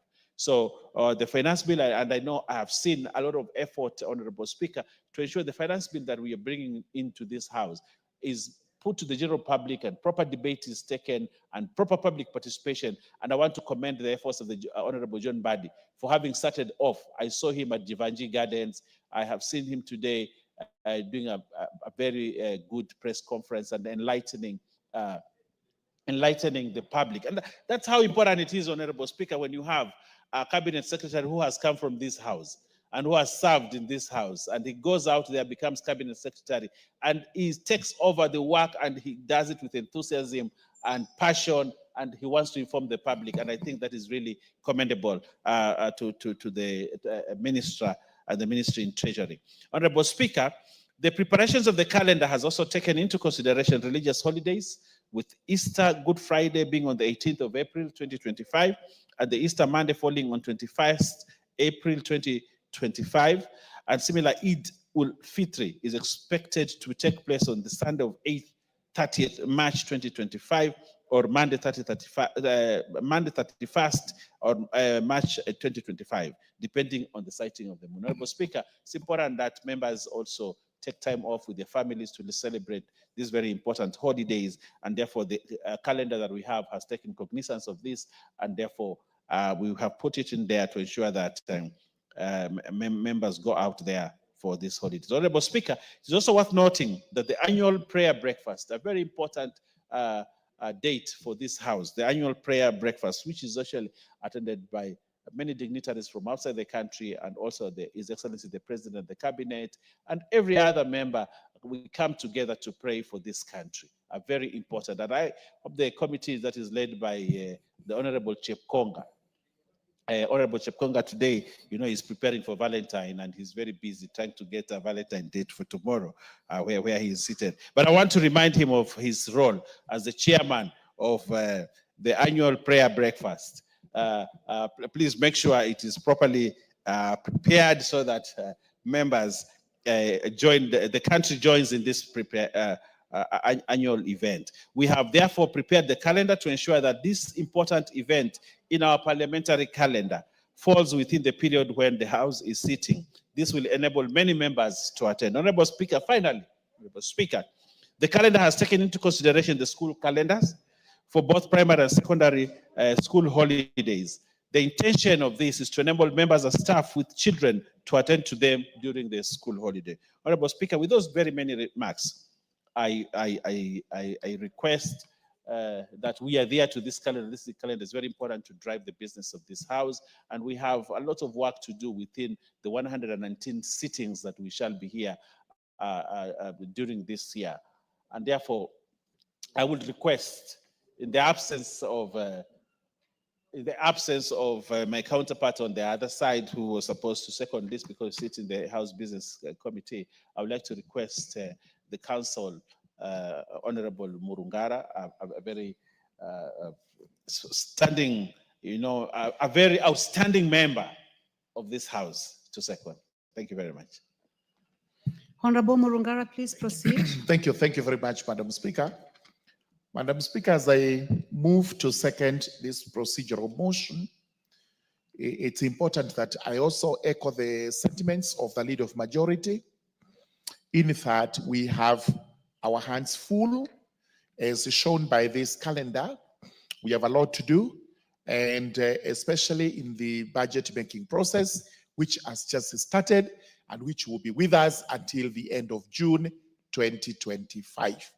Thereafter, we'll be looking at the particular acts of parliament to actualize the budget, including the Finance Act or Finance Bill and the Division of Revenue Bill, which will all be coming to us.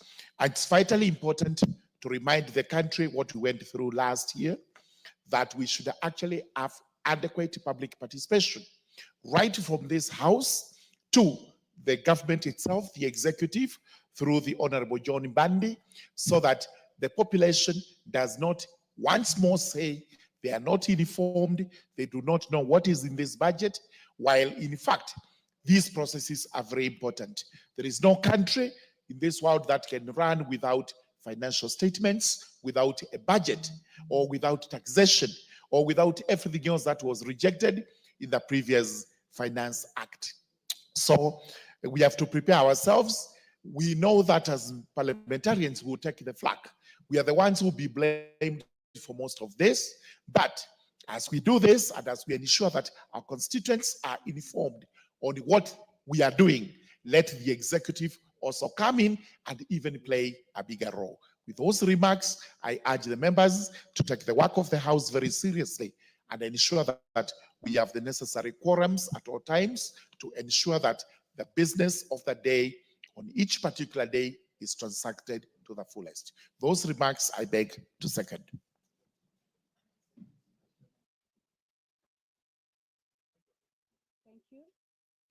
Thank you, Honorable Murungara, member for Tharaka.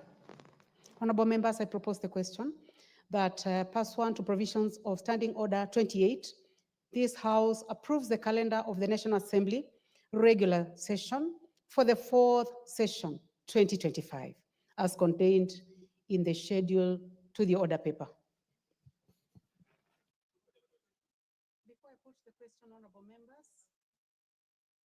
Before I put the question, honorable members, I'd like to give a chance to the Honorable Samuel Chepkonga, member for Ainapkoi. Thank you very much, Madam Speaker. Madam Speaker, I rise to support this very important motion. As you know, Madam Speaker, members need to know when we are proceeding on recess, when we are coming back to the House, so that we can plan appropriately to be in our constituencies. Madam Speaker, the Honorable Owen Bayer, who is my very good friend, made an attempt to say that the Honorable Murungara is in good standing. I don't know good standing where in this House. All members who are in this House, Madam Speaker, are in good standing. Unless he wants to talk about the legal profession. It is true, the Honorable Murungara is in good standing. That's why he has a practicing certificate. But not with regard to this House. All members are in good standing, Madam Speaker. And with those remarks, I beg to support. Thank you. I'll now put the question. Honorable members, I put the question that pursuant to provisions of Standing Order 28, this House approves the calendar of the National Assembly regular session for the 4th session 2025 as contained in the schedule to the order paper. Will as many as have that opinion say aye? Will as many as have a contrary opinion say nay? The ayes have it.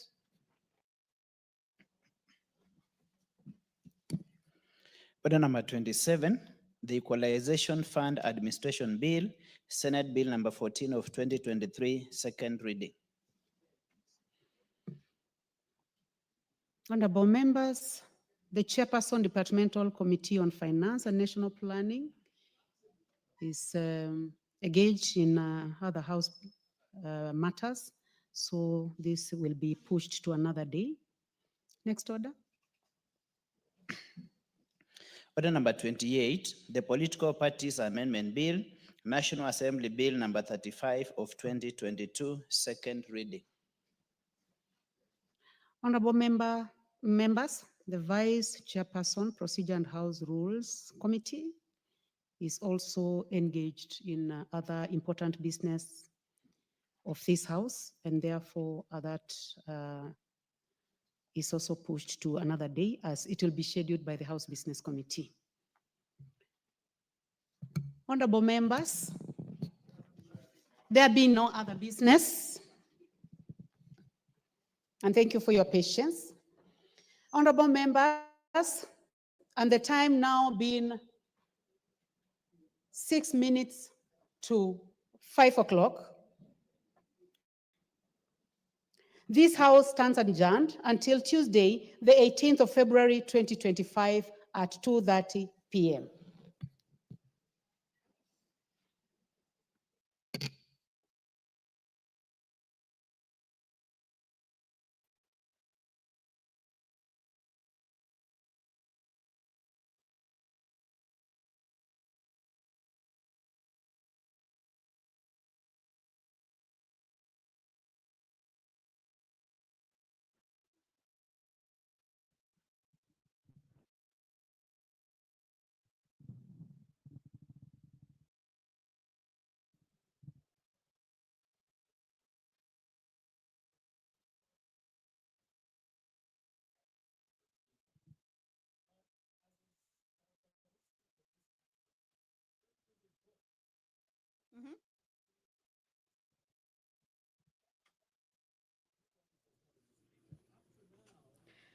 Well, the National Assembly has adjourned its sitting for this afternoon sitting. Remember, the business of the day has been concluded, and that marks the end of today's meeting, or rather sitting, until next week, Tuesday, in the afternoon sitting.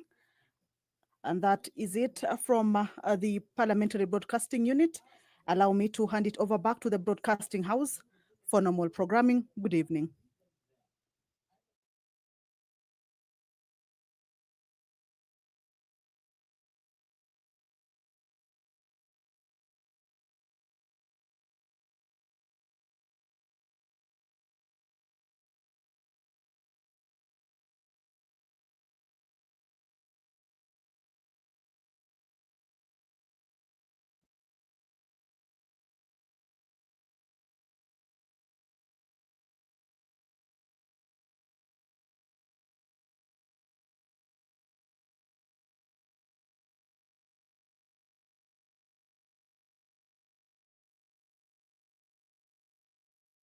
When you cut one tree, you plant two. That was one of his rallying calls.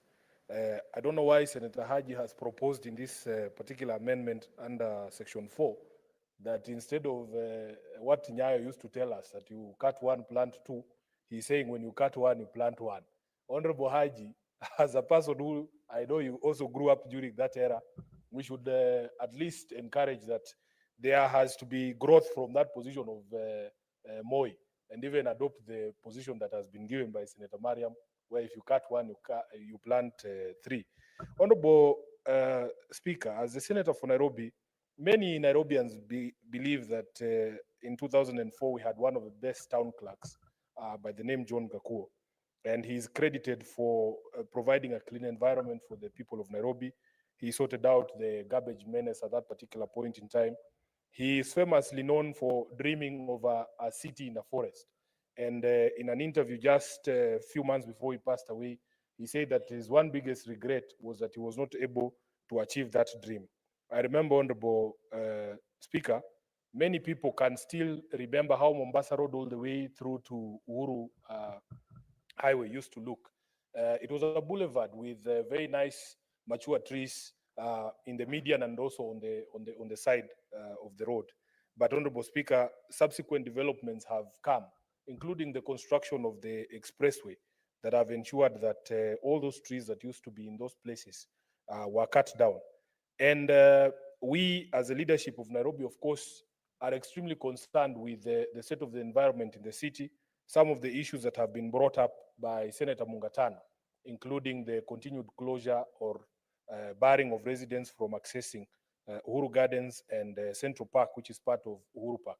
Honorable Speaker, in April of 2024, the Cabinet Secretary for Defense, the Honorable Aden Duale, appeared before plenary of this House, and he committed to this House that he was going to hand back both of those parks, both Uhuru Park, Central Park, and even Uhuru Gardens, back to the people of Nairobi. The situation that has been described by Senator Mungatana is something I can attest to. If you go to Langata Road on a Saturday, when ordinarily many people do their laundry or household chores, you will find many of those women who do those chores have nowhere to sit. They sit along the road, and it is quite an unsightly thing to see. Not to mention the lack of facilities for the people of Nairobi to relax. Honorable Speaker, therefore, we must continue to call on the Ministry of Defense, because these two parks were taken over by the Ministry of Defense in February of 2022, and they are being renovated by the military. And the CS himself committed here, and you heard him say that, in fact, he was going to do it the next day, which was the 18th of April in 2024. We are almost coming to a year since that pronouncement by the CS, and that situation is unacceptable. Honorable Speaker, there was another baffling piece of news that I saw this week. The president telling us that they had planted 750 million trees over a period of 12 months in 2024. For many of us, the math was not mathing, as they say in the streets, because that would translate to 2 million trees per day. Honorable Speaker, 2 million trees per day being planted is not something you can hide. And we are hoping that these figures can be backed up. I hope that those who are participating in that tree planting, I can hear Senator Cherargei confirming that he planted 2 million trees a day, at least in Nandi. Let him show us where those trees have been planted. Honorable Speaker, we even went ahead and created a holiday for tree planting in this country, but the incentives are not there. And there's a very serious lack of transparency, Honorable Speaker, even surrounding the question of where these seedlings are being procured. Some of us might not look like we know much about tree planting, but Honorable Speaker, if I share with you my life history, in 2010, I was working for a billboard company here in Nairobi. And part of my duty was, in fact, because as Gakuo had said, the biggest enemy of trees in Nairobi were the people who are running the billboard business. And the company that I used to work for decided that they were going to take initiative in making sure that if there is any tree that is affected because of a billboard going up, we would plant at least 100 seedlings to replace that one tree.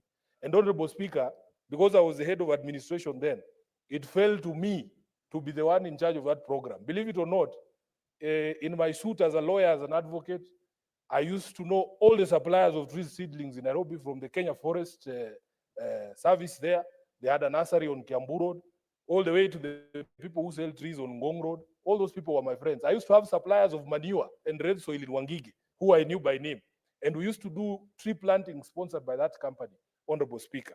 But you can see that because we have let go of the rules of the city, there is a serious proliferation of even the billboards in Nairobi, and nobody does that tree planting anymore. Honorable Speaker, we want that this particular amendment to the law, we hope will bring about some sanity and make sure that we return the city to the dream that Honorable John Gakuo had, even if in the end he met with a very ignominious end. Honorable Speaker, therefore, I want to be on record supporting this amendment. And Honorable Speaker, we want to urge again on behalf of the people of Nairobi that we must return this city to the people. And those facilities that were taken over by the military, it is now long overdue. We don't have to summon the CS for defense to this house again for him to again make promises. We just want the people of Nairobi have access to Central Park, Uhuru Park, and Uhuru Gardens. Lastly, Honorable Speaker, I have made it clear that I have a problem with the way this government communicates. We were all shocked a few months ago when we started seeing videos on social media of tree cutting that was allegedly going on in, what is it called, Karura Forest. Honorable Speaker, we were all alarmed, only for the Kenya Forest Service to follow out after the outrage. They follow up with a communication claiming that they were harvesting mature trees. Really, if the government or the Kenya Forest Service intends to harvest trees in any of our forested areas in Nairobi, they need to be able to communicate to us that this is what is going to happen, not to wait for social media outrage, then they follow up with a communication that it is harvesting of mature trees that is going on. And they have not told us about any of the plans to replace that deforestation that happened. We were also very alarmed. One day we just wake up, Honorable Speaker, and when you're driving on the Southern Bypass, you find a whole section of the forest there cleared, and nobody gives any explanation. Then you hear, oh, there is somebody who's building a golf resort. Why are these things done in the manner in which they are done? If the government intends to run such a program, Honorable Speaker, I want them to change the way they communicate with the public. Make it clear that in the next 6 months, we want to undertake such and such a program, and that this is going to be the environmental effect for the people of Nairobi to know that this is a project that is being undertaken by government and not by people who are unscrupulous business people. So with those many remarks, Honorable Speaker, I support. Thank you, Senator Sifuna. And if there is anybody who probably would be doubting that you were spearheading tree planting in the course of one of your assignments in the year 2010, yours truly can confirm that indeed you managed that sector very well when you were dealing with the billboard sector. And so you did a good job. I do also expect that in the course of your duties as a senator, please ensure you plant trees wherever you are, in and outside the city of Nairobi. Senator Moses Kajwang. Mr. Speaker, I rise to support the Environmental Laws Amendment Bill 2024, and I also want to congratulate Senator Abdul Mohamed Haji, who is the sponsor of this bill. Mr. Speaker, this is an important bill.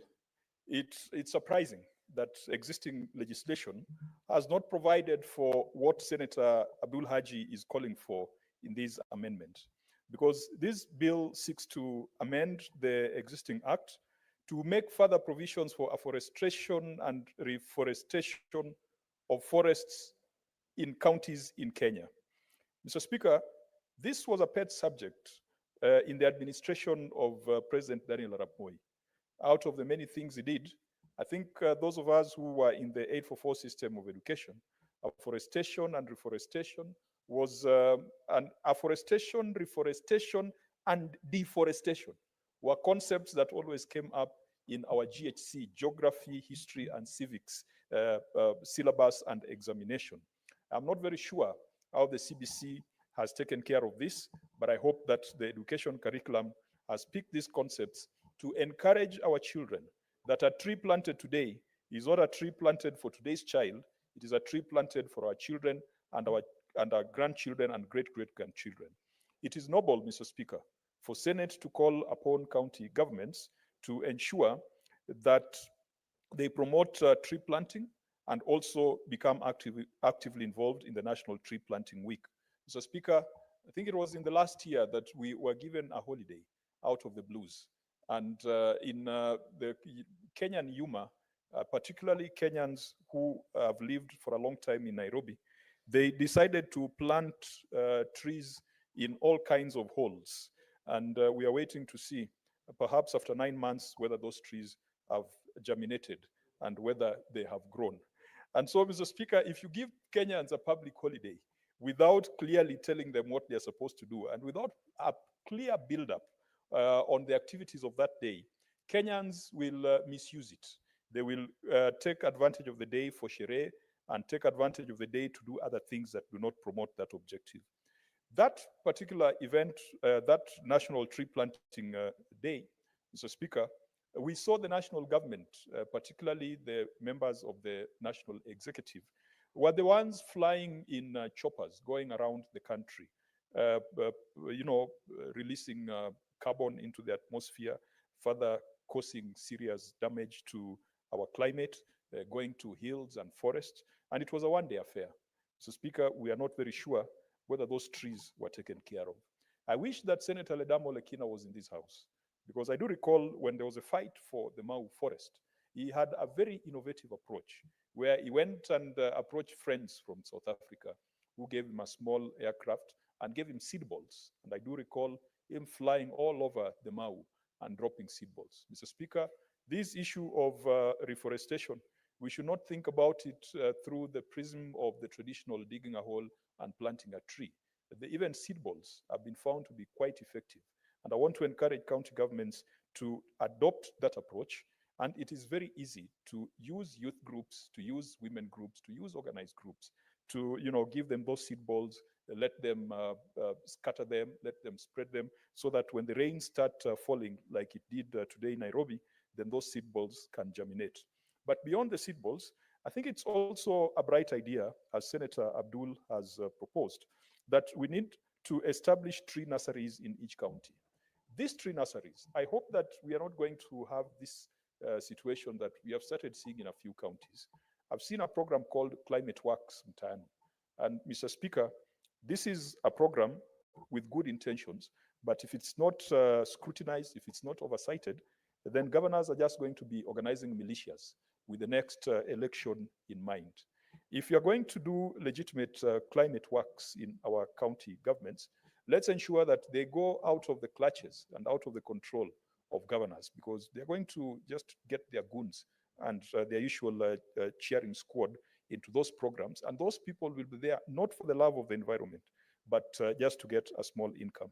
I do recall in one of the other counties that we looked at in the Public Accounts Committee, I think it was Tharaka Nithi County.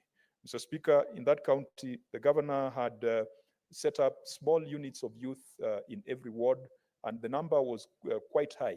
Even though they were not involved in climate or tree planting, they were involved in maintenance of roads, and that triggered some concern that some of these things we establish purportedly to benefit the youth can be easily abused. The tree nurseries in counties, I hope that we can come up with a model where we can empower self-help groups, community-based organizations. These people who are currently parading plants and seedlings along the roadside, let the county governments not throw them out of business.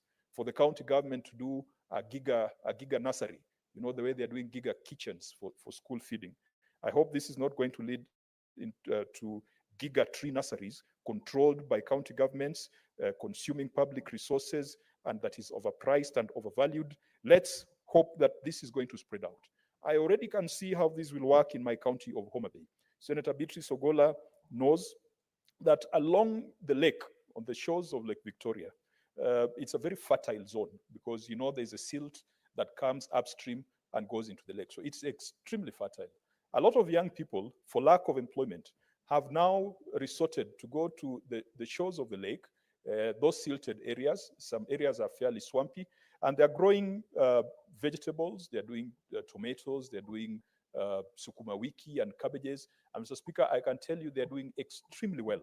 In my village, the boys and girls who are doing farming next to the lake are doing better than those who are operating border borders on the tarmac.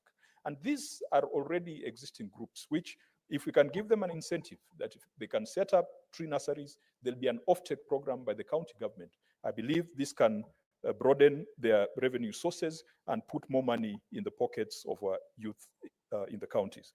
Mr. Speaker, I further support the proposal that there would be tax and fiscal incentives to boost investments in forest land use and utilization. If someone does good for the environment, let them get some benefit. Let them get something in return for doing good. I think this would be the best justification for fiscal incentives, because we are making investments that are going to last beyond generations. And you see, Mr. Speaker, many a times when we are talking about our finance bills and our fiscal policies, it is always about the increase in tax. The conversation on reliefs is not usually amplified.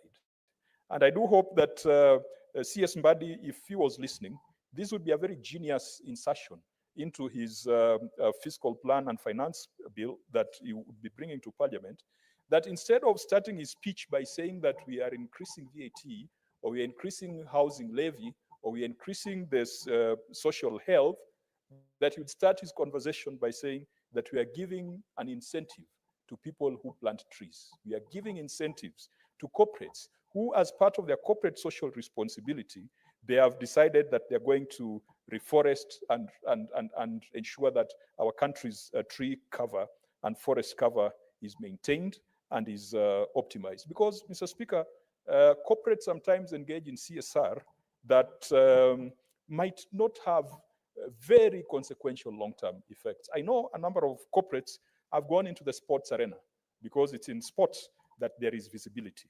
In fact, I would have gone ahead and proposed that out of the resources we get from betting and gambling companies, a certain percentage should be ring-fenced and directed towards climate adaptation and climate mitigation activities. Because, Mr. Speaker, that industry is extremely liquid, not because it is exploitative, but because I think this country, our young people have a gambling culture as a result of lack of opportunities.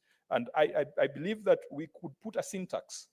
We could put a sin tax on gambling. We could put a sin tax, as we have done on tobacco. We could put a sin tax on alcohol, but direct it not just to the overall budget support that we have done, but put a percentage to go to climate change activities.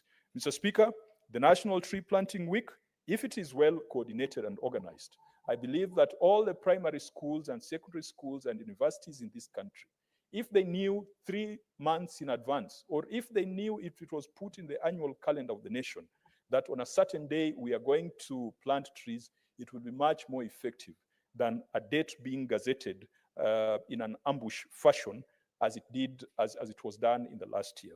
Mr. Speaker, when the Leader of Majority was making comments on this bill yesterday, he challenged the Climate Change Caucus, which I have the privilege to lead, to do much more in terms of climate action. Mr. Speaker, I do agree with the Leader of Majority that a lot of conversations around climate have existed in boardrooms, have existed in conferences. We have had conferences of parties. Right now, we are, I think, at COP28 going to COP29. And yet, whenever we go there, it turns out to be a talking shop. We come back without making substantive progress. Last year, when we went to Baku in Azerbaijan, the African countries and the least developed countries wanted a new collective quantifiable goal on climate finance that would mobilize $1.3 trillion for climate change, adaptation, and mitigation. Mr. Speaker, it was quite a disappointment that out of that conference of parties, the developed countries were not able to achieve much. I believe that the commitments that were made did not exceed 300 billion out of more than 1 trillion that was required. It is further troubling that the United States of America has given notice of withdrawal from the United Nations Framework Convention on Climate Change, under which parties organize themselves under the Conference of Parties. Mr. Speaker, the rest of the world cannot afford to go to sleep simply because the United States of America has decided to be irresponsible. You do not stop taking care of your garden. You do not stop, fumigating your house simply because your neighbor is not fumigating theirs. And that seems to be the very irrational decision that the United States has made, because they argue that they should not be penalized for success. But that success has been at great expense to the rest of the countries. So, Speaker, I do believe that if democracy was to hold sway, that in the next 3-4 years, the residents of the US will see the folly of the decisions that they're making today, and that they will come back to the UNFCCC, and they'll come back to be parties to the United Nations Framework Convention on Climate Change. Mr. Speaker, I want also to put it on record that within the Climate Change Caucus, we have appreciated that we must go beyond the talk and do some action. In this session, Mr. Speaker, we will be initiating a program known as Parliamentarians for Climate Change. This is a program that has been financed by the Green Climate Fund through UNIDO, the United Nations Industrial Development Organization, and it is being implemented by Climate Parliament, which is a global organization that brings together parliamentarians who are passionate about climate change. The theme of this engagement is to encourage establishment of green investment zones in each country. A green investment zone, think about it as the way we look at the EPZs, the way we look at industrial zones, the way we look at county aggregation parks. A green investment zone would be an area that is custom made with proper laws, proper regulations, proper infrastructure for people to come and put in investments in renewable energy. Now, you can imagine that today, if you wanted to put up a solar farm, and I have this experience, Mr. Speaker, we had a US investor who wanted to put up a 40 megawatt solar farm on the hills of Nyakwere. I think Senator Beatrice Ogola was a CEC member in Homa Bay at that time. And I believe she was involved in ensuring that the land was acquired and in bringing in the investor. And the investors were quite ready to put in millions of US dollars into this project, to put in 40 megawatts.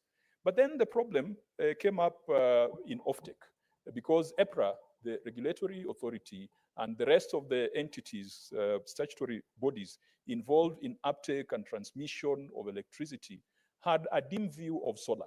They said solar is intermittent power and that it is not stable, and therefore they were not prioritizing it into the national grid. Mr. Speaker, advances in solar energy and technology have outstripped advances in any other sector. We see, courtesy of electric vehicles, the advances in storage of power, the advances in batteries, the advances in inverters, advances in solar panels, Mr. Speaker. This country needs to have a clear and robust renewable energy strategy that puts solar at the center. One country that has just recently suffered the vagaries of climate change, I think that must be Zambia. Their energy mix is heavily reliant on hydro. And then there was the El Nino and La Nina that hit Southern Africa recently. There was a devastating drought in Southern Africa. The rivers dried. And so the hydropower stations could not generate electricity. That country was engulfed in darkness. In Kenya today, we are generating our electricity from renewable sources like the geothermal towards Naivasha. We also have wind in Turkana, but we still have about 20 to 30% reliance on hydro. And if indeed the forecast that we are being given are true, that we are going into a season of drought, then you can clearly tell if we switch off 20% of our power sources, there would be a huge impact on the economy. So this Parliamentarians for Climate Change initiative on green investment zones aims at encouraging government to establish dedicated zones for investors to put up serious investments in renewable energy. It could be green hydrogen, it could be solar, it could be wind, it could be any other form of renewable energy. Where parliamentarians come in is in ensuring that there's proper legislation, proper regulation, proper fiscal incentives, because this is the province of parliament. A study that was conducted in India on the factors that affected implementation and adoption of renewable energy put regulation and legislation among the top 3 factors. The other one was offtake, because once you have invested, you find regulatory bodies that are not willing to take it up. Mr. Speaker, all these initiatives around green investment, we are doing them because we have cut down our forests, we have cut down our trees, and we have gotten to a point where we are not able to absorb the carbon that comes out of industrial activity. Finally, Mr. Speaker, the issue of carbon credits has always come up. When we plant a lot of trees, it is possible for us to go to the market and claim carbon credits and get an additional source of income. However, Mr. Speaker, under the Paris Agreement, there is an Article 6 that talks about internationally transferred mitigation outcomes. There are countries that are taking advantage of that article to come to Africa, to buy forests, to take up parks, and we have seen it, Mr. Speaker. There's a company from the United Arab Emirates that so far has signed up deals in Africa to take up African forests, and they say the size equivalent to the entire United Kingdom, so that they can continue mining fossil fuels, drilling oil in the Arabian Peninsula, and then they net off with the oxygen that is emitted from African forests. Mr. Speaker, it's a matter that those of us who go for the Conference of Parties need to talk about robustly, because you cannot continue polluting and then you come to Africa and purport that you have bought or you own a forest and say that the carbon capture by that forest is equivalent to the emissions you're making. It is conmanship at international level. And this country must be wary. And I do hope that if we are going to hold the second Africa Climate Summit, which I'm being told might be held in Africa, that these are some of the conversations that will be there, and that this parliament will be robustly involved in the conversations at the Africa Climate Summit. And so, Speaker, it has been good when the chair of that committee at the Africa Union is the President of the Republic of Kenya. We hope that the numbers and figures we'll be taking to the AU, to the Africa Climate Summit, will be numbers that will be verifiable. Because if you say we have planted 1 billion trees, it would be a great folly if Kenyans on social media then unpack it and realize that it was all a pack of lies. Mr. Speaker, I'll finalize by taking on the call that many senators have given, that all of us must walk the talk. We are in talks with the Kenya National Highways Authority for the next rainy season in April to go to Gembe Hills. Gembe Hills is a gazetted forest next to my home village. And in the last National Tree Planting Day, CS Murkomen was there. He led a tree planting exercise, and he challenged Kenya to donate hundreds of thousands of seedlings. And in this rainy season in April, Mr. Speaker, I want to assure you and assure the House that I will join Kenya and other players, and I will also mobilize resources through the Kajwang Foundation, so that the rainy season, we go out to the forest, we go and do what Senator Abdul is calling on the government to do. Thank you, Mr. Speaker. I support. Now, honorable senators, that brings us to the end of debate on this particular bill. And I now call upon the mover of the motion, Senator Haji, to reply.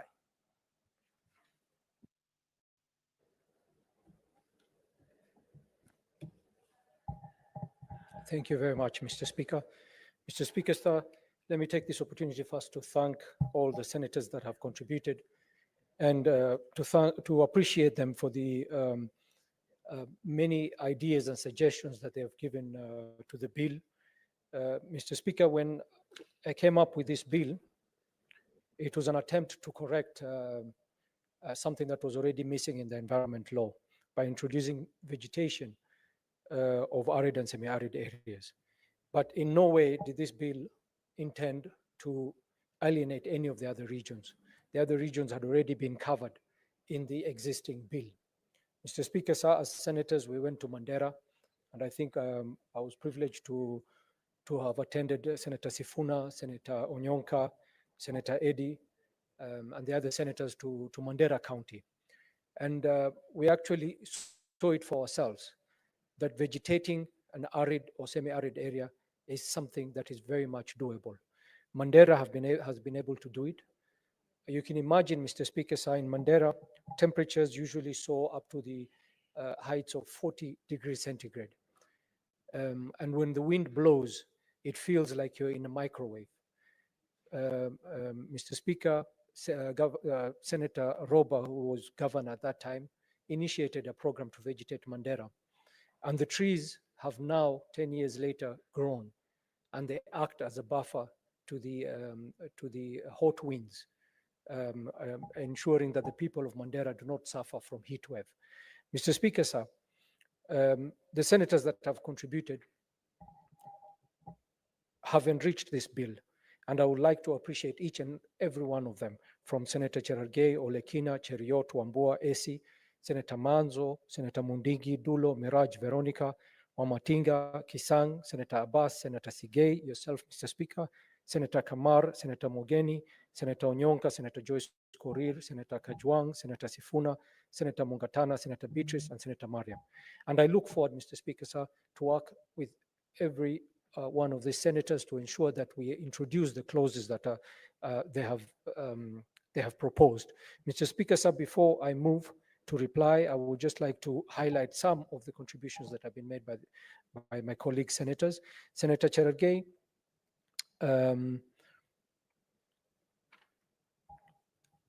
Senator Cherargei intends to introduce a clause to expand the vegetation cover of the Kenyan marshland to 30%. He also mentioned that under the KFS, that he proposes that instead of just planting 2 trees for every 1 cut down, adapt the trees to ensure they reach maturity. And most of the senators, Mr. Speaker, have, and I think that was a typo in the bill or an oversight. If you cut 1 tree, you plant 1 tree. I don't think that is the way we should go, Mr. Speaker. It's actually, if you cut 1 tree, you should plant more than 3 trees, Mr. Speaker. Mr. Speaker, such as Senator Cheriot also requested that logging regulations should require that only mature trees are harvested, which I thought was a very good idea. Senator Cherargei also suggested that we utilize the pre-zone land for agroforestry, allowing inmates to plant and adapt and maintain the trees. Senator Cherargei also suggested that we introduce community service orders where offenders are assigned to tree planting and maintaining as a project, which I also thought was a good idea. Mr. Speaker, Senator Olekina proposed that whenever a tree is felled, it must be replaced in a location. He actually opposed the idea that it should be replaced in a location designated by Kenya Forest Services. The senator objects to this requirement, arguing that introduces unnecessary bureaucracy. And I think yourself, Mr. Speaker, had also mentioned that. He proposes an alternative approach where an individual who cuts down a tree should immediately plant 2 to 3 trees in the same location rather than having to wait for KFS to designate an area. Senator Olekina also proposed that we actually introduce a clause to take care of the Madenge plant, which is a very destructive plant in most of the arid and semi-arid areas. There was also several propositions to the week for planting trees. I think Senator Professor Kamar, Senator Olekina, and several other senators suggested that 1 week is not even enough. We should have a tree planting and tree growing week month. So I think that is something we'll have to discuss and see if we should include in this bill. There was also the popular suggestion that every school, that we should actually introduce a curriculum in our schools where we teach our children so that we can inculcate in their culture, the culture of growing and planting and growing trees. And I think that was also a good idea.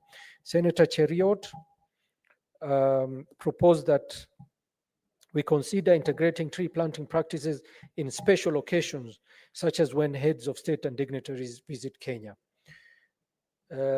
Senator Wambua wanted us to find out a way to put in the bill that it should include provisions, either expressly or implicitly, that ensures leaders take a leading role in environmental conservation efforts.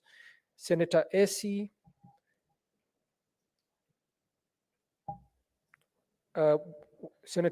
wanted to be a bit,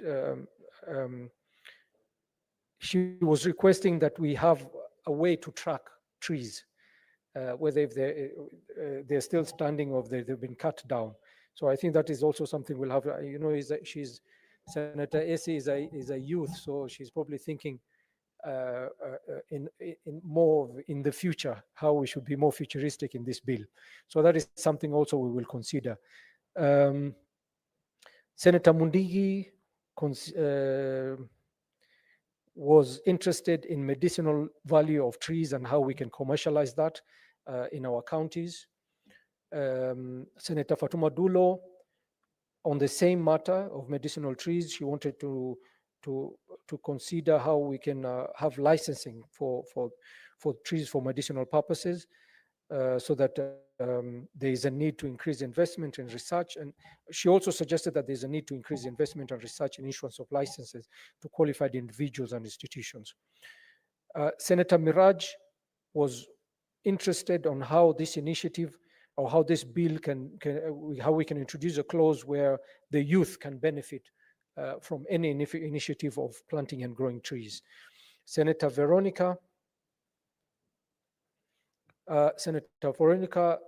took the opportunity to challenge KRA to come up with initiatives to reward companies and private sector when they take up initiatives of planting trees. The comments are many. Mr. Speaker, sir, your proposal was actually one of the most interesting, where we should include the word grow in the bill instead of just having planting trees. And I think that is important because in most of the areas that we were targeting with this bill, you cannot just grow trees, you cannot just plant trees, you have to grow and nurture them. So that is something we should actually include in the bill. Mr. Speaker, sir, there was also the issue of nurseries. The bill had proposed a nursery in every county. There was a proposal that it should actually be in every sub-county, as Joyce Korir had suggested. Senator Professor Kamar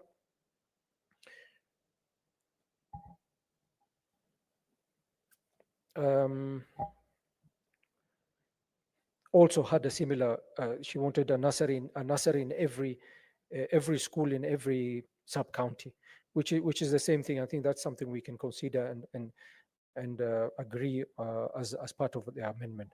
Senator Mogeni wanted us to strengthen the required meaningful public participation before any tree or trees are cut down, which I think is very important. We should actually include that in the bill. Senator Mungatana actually raised a very important matter about the Uhuru Gardens. And I think that is also something we should actually take it up as senators. Uhuru Gardens was intended for the public, and by only going by the name of Uhuru Garden, it should actually be converted into a garden or a botanical garden in Nairobi, so that people can actually visit and be able to understand and be educated on the different species of trees, flowers, and other vegetations.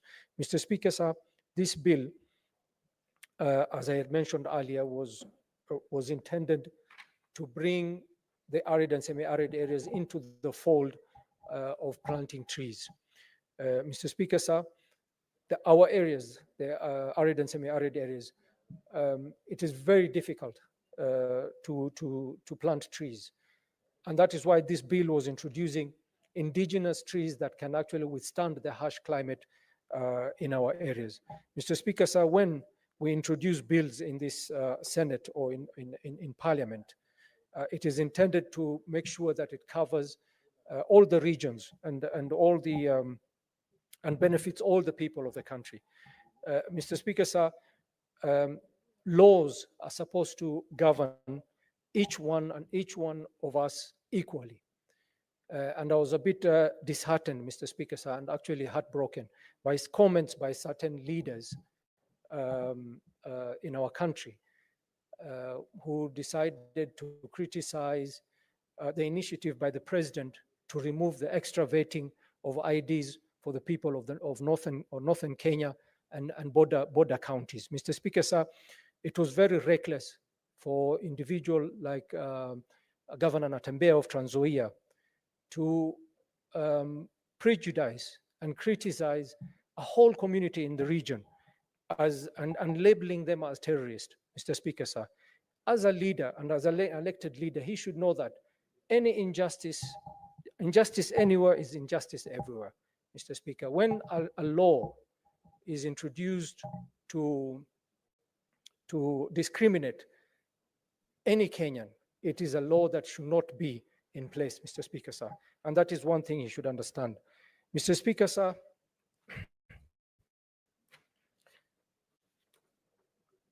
I would like to take this opportunity now. I beg to reply to the bill, Mr. Speaker, sir. Mr. Speaker, pursuant to Standing Order 66.3, I request that the putting of the question be deferred to a later date. Thank you, Mr. Speaker, sir. Thank you, Senator Haji. And as requested, putting of the question in this particular bill is deferred to the next session of this House. Now we will call the next order.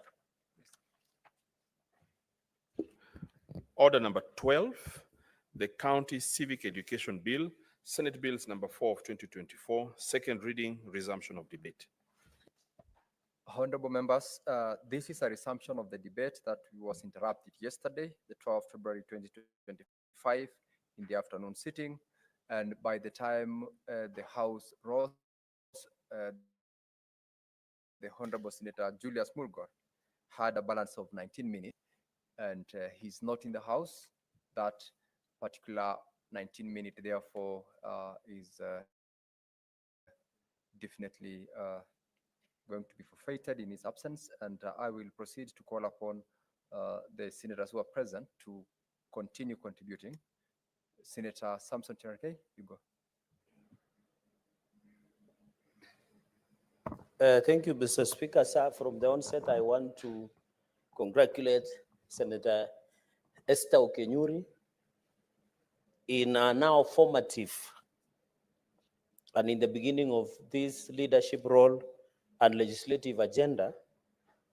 Senator Esther Okenyuri continues to distinguish herself as one of the youngest brilliant senators of our generation, which I'm proud to strongly associate with her. And I'm happy that since she's joined Senate, and coincidentally, the God of Senator Esther Okenyuri must be very near where she comes from, because initially it was the Senator Soipan Tuya, who is now the Cabinet Secretary in charge of Defense. She joined us midway, but I'm impressed she has learned the ropes very quickly. And her commitment and zeal and passion in how she does her legislative agenda is quite impressive. And I'm happy, you know, when you are nominated, you don't have an obligation. Her and Senator Ogola, as one of the committed nominated members, that every time we are in the House, they are always there from the beginning to the last.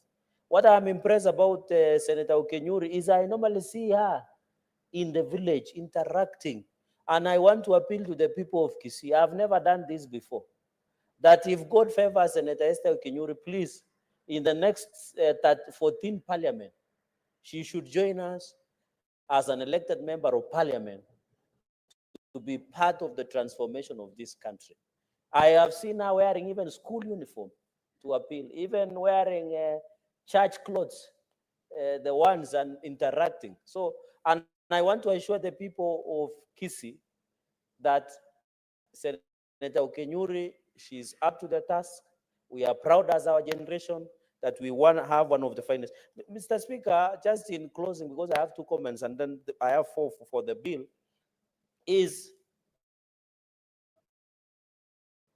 you know, Senator Esther Okenyuri continues to be an inspiration to the girl child. You know, women sometimes feel inadequate, they feel they cannot compete.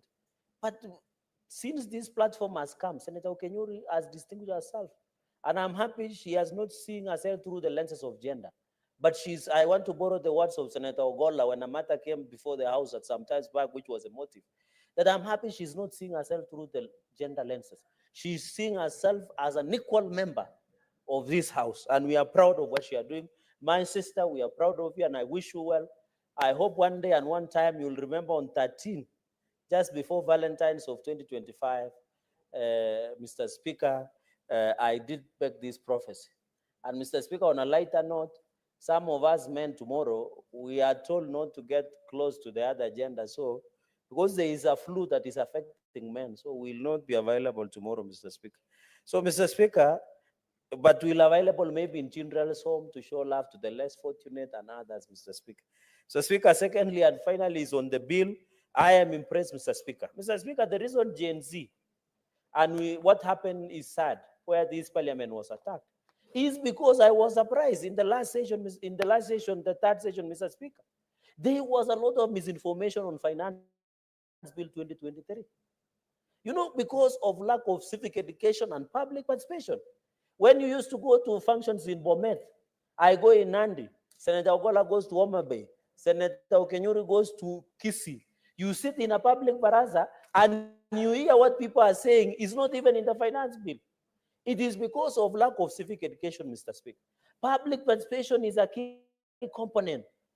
I am happy, Mr. Speaker, that it is mandatory now to do civic education, Mr. Speaker. And I want to challenge you. Heard I was talking about tolling of our roads, where the government want to toll major highways to raise 230 billion. The public participation is being done now. Many people will not attend, but when it is passed, they will start running around the country saying they were not being involved during public participation of tolling of our roads, Mr. Speaker. Even the finance bill of 2025, I want to encourage Kenyans to participate. I'm happy. And I rarely give accolades, Mr. Speaker, as you know me. But I was impressed by Senator CPA, Cabinet Secretary John Badi Ngongo, who went to Jivanji Gardens and tried to demystify what finance bill is, what is in there, so that we go ahead with the facts before the fake news, which Donald Trump calls fake news, continue to reign among, Mr. Speaker. You know, this country, we thrive in fake news. And I'm happy the CS in charge of Treasury is taking the lead. I want to challenge members as we do budget policy statements. I want to challenge members of public and members of National Assembly Finance and Budget. As they go around the country, they should at least ensure they go through 100, 290 constituencies for this public participation. Even other bills, Mr. Speaker. So the reason even Finance Bill 2023 led to uproar is because there was a lot of misinformation. People are saying you want to tax the debt, you want to tax land. But when you read a finance bill, Mr. Speaker, you agree with me and what is happening is that you do. And let us use the medium, Mr. Speaker. And I saw today you were in Citizen, the State of the Nation. And you are also doing civic education because you are telling Kenyans the facts so that people do not thrive on misinformation. Number two, Mr. Speaker, I'm happy that public officials will be taken through mandatory, Mr. Speaker. In clause number 5, it says public officials, including elected who are us and appointed officials at national, shall undergo mandatory civic education. Mr. Speaker, can you believe, for example, in Nandi today, if you go to Nandi County Assembly and ask for the budget, no one will give it to you. Not knowing that under Article 34 and 35, there is right to information and there is right to media freedom. You go to the governor's office, Nandi, we have demanded the budget, we have demanded annual development plans, county integrated development plan, the status of projects, but they will never give you. Yet it is a public document. Yet it is a right of every Kenyan, Mr. Speaker. Therefore, even I've seen, Mr. Speaker, whenever civic education is done in Homa Bay or Nandi or Bomet, when they are doing public participation and public participation for Finance Act or Finance Bill of County Assembly, they will call a few characters, give them soda and mukate and say they have done public participation. And they say, sign your name and ID number and phone number. Then they take it back. Yet civic education has not been done. What is the content that is inside that bill that we are proposing, Mr. Speaker? So I'm happy that all officials, we should know that public participation precedes civic education. Let us as leaders, Mr. Speaker, even I know politics is sweet. You go to a funeral, you go to a public function. Let us use even 1 or 2 minutes to engage our people and educate them on the roles that we should give, Mr. Speaker. Even on civic education, I know, Mr. Speaker, most of the NGOs have been funding this issue of civic education across many other areas, but I'm happy there will be a structure that will continue to engage them, Mr. Speaker. I want to challenge that there is a budget. You know, Mr. Speaker, civic education, and you know, Senator Ogola has been a CCM in former Rasanka's government, Colonel Rasanka. Cyprian Awiti, former governor, Cyprian Awiti. And she knows very well, she will tell you from my experience, that most of the civic education awareness were being financed by non-governmental organizations. There was no allocation of budget, and if it is there, it is for soda and mukate.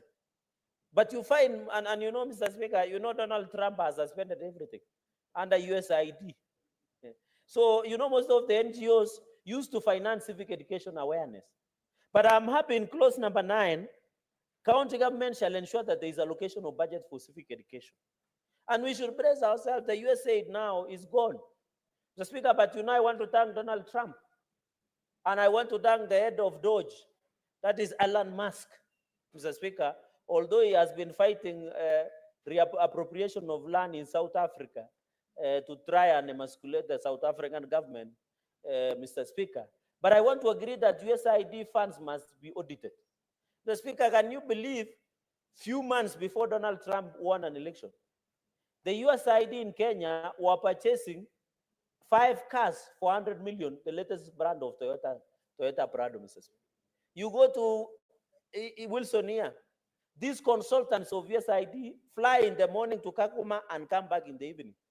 They live in posh estates like Runda, Karen, where you are paying 400, 300,000 per rent. It means out of 184 billion that USAID has sent to Kenya to support Kenyans, only 10% was achieving to intended purposes. Therefore, we want to agree with the US government led by Donald Trump that the USAID must be taken to the intended purpose. And we agree with them that they must be audited, because you find consultants will sit in hotels, will sit in Java and other hotels with a laptop, and they are being paid in terms of dollars, Mr. Speaker. Yet the real intention of money could not get. And therefore, most of this civic education awareness was being financed by non-governmental organization, Mr. Speaker. Mr. Speaker, I'm happy that even we should have a structure of engaging. Whenever public participation is done in Longisa, let us list, let us get the name, let us have a structure of engagement. I know County Governments Act, I think Section 81 on public participation as a critical component. And I'm happy Senator Kenyuri is proposing something that has been given, she's giving life to Article 10 on principles of good governance and national values, Mr. Speaker. One of them is public participation, which is anchored in civic education and awareness in our republic, Mr. Speaker. And therefore, this bill, I expected all senators to be here. The reason we are fighting on the ground is because the county governments who are corrupt will never like to read the true reflection of what is happening. And that is why, as a senator, whenever you go and tell the people, for example, in Nandi, in the last financial year, I made sure around 10 billion was taken to Nandi County. People will be shocked because what they are seeing on the ground is not reflective on the equitable shareable revenue and conditional grants and on-source revenue that was allocated to counties, Mr. Speaker. And therefore, I'm happy there is going to be a structure, Mr. Speaker, and it is very important. Even another aspect that is clause number 17 is grounds for registration, Mr. Speaker, which is very critical. And I'm happy, I remember there was a crackdown of NGOs.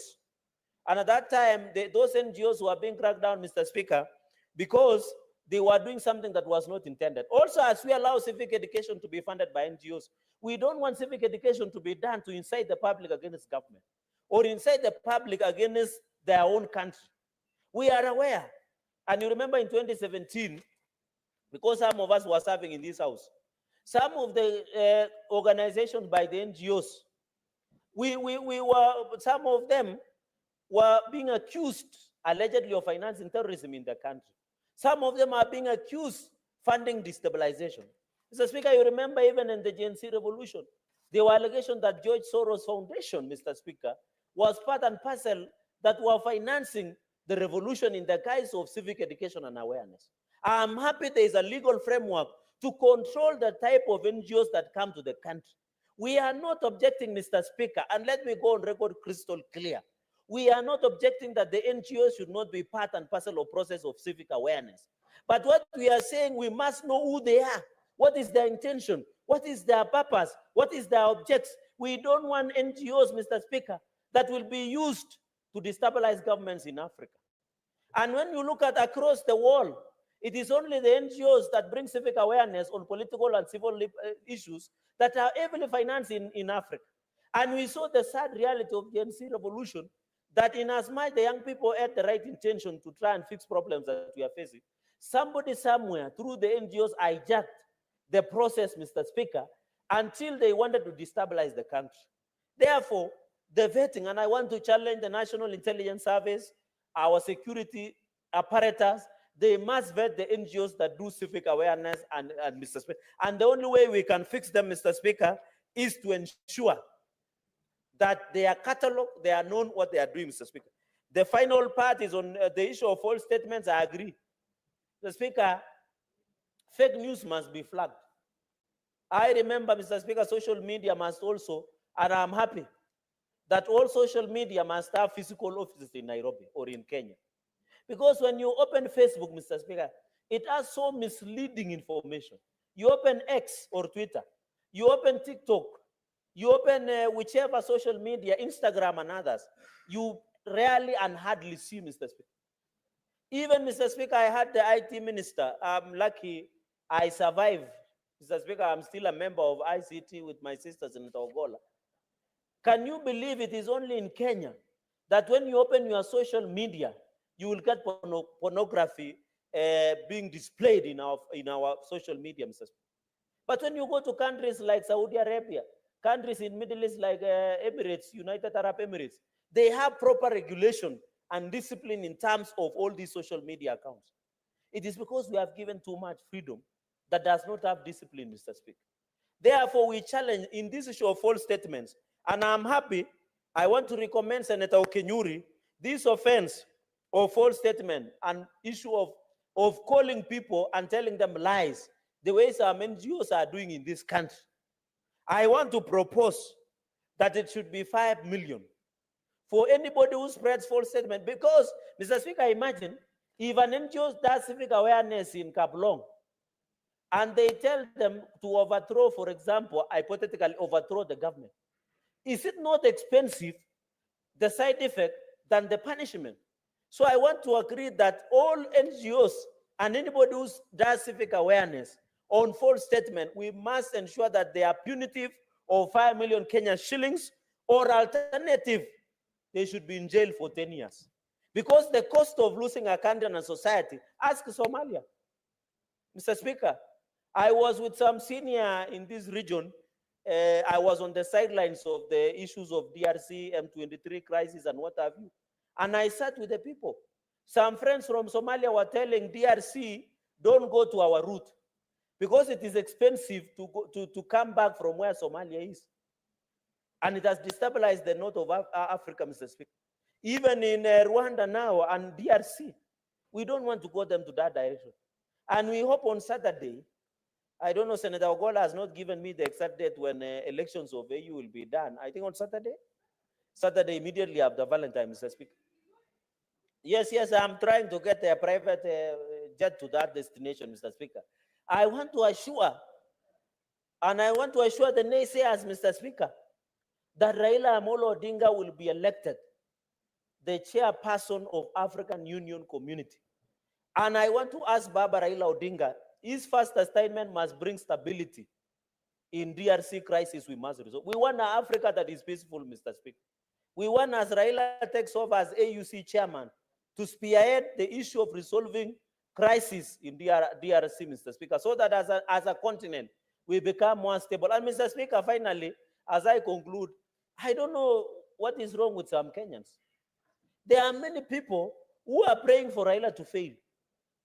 We are no longer patriotic, Mr. Speaker. Go to Tanzania.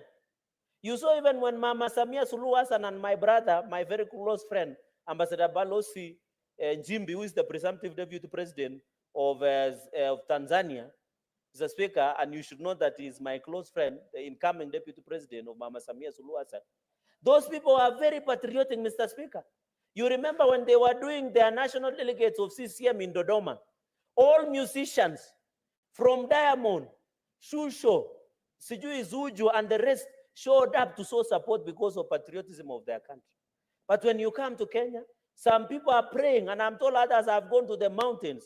Others are consulting witch doctors in Indian Ocean for Raila to fail. Tunasema washindwe katika jina la Yesu. Baba must strive, Mr. Speaker. With those very many remarks, I congratulate Senator Okenyuri and wish him well. I thank you, Mr. Speaker. Senator Cherargei, as you're closing, you went overboard in the language use, contrary to the standing orders.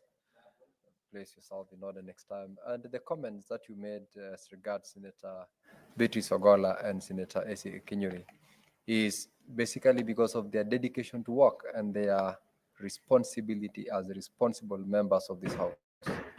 And I commend you for that, because it can only be better when members are committed to their work. and I commend you for commenting the honorable mover of this particular bill. I will allow Senator Ogola, Beatrice Akinyi, to also add her voice to the bill. Thank you, Honorable Speaker. Honorable Speaker, I would like to start by congratulating Senator Okenyuri, just as my senior brother, Senator Cheregai, has indicated that Senator is a young, enterprising legislator who is committed to her work, not only in the House, but even back in her community. Senator Okonyuri has often invited me to go with her to Kisiland just to support the community. And I want to tell the people of Kisi that with Senator Okonyuri, you'll never get it wrong. However, Honorable Speaker, following from where Senator Cheregai has left, I wanted to assure Senator Cheregai that you don't need to be worried about people who pray negatively. Prayers are for good. So sometimes some wisdom has indicated that, Honorable Speaker, when you point somebody with one finger, little do you know that the rest of the fingers are pointing to yourself. But I would also want to say that there is an Arabian proverb, Honorable Speaker, that it says that unlike the stomach, the brain never alerts you when it is empty. And so, Honorable Speaker, for Kenyans or whoever they are who are negative to what is happening in the whole of Africa, we can only forgive them. But I want to assure you, they will never stop the will of the Lord. Honorable Speaker, on the same note, I want to state that to the heads of state that will be casting their votes on Saturday to elect the right Honorable Prime Minister Engineer Raila Amolo Odinga, be sure and confident that you'll be getting the best of the best, that you'll be electing a patriot, that when you cut Raila's blood, all you find is love for Africa. Look at his manifesto. His passion for security in Africa, Honorable Speaker. Senator Beatrice. His passion to I see want that to Africans. direct that you confine your contribution to the bill that is before the House. You are actually going outside the relevant. I'm guided, Honorable Speaker.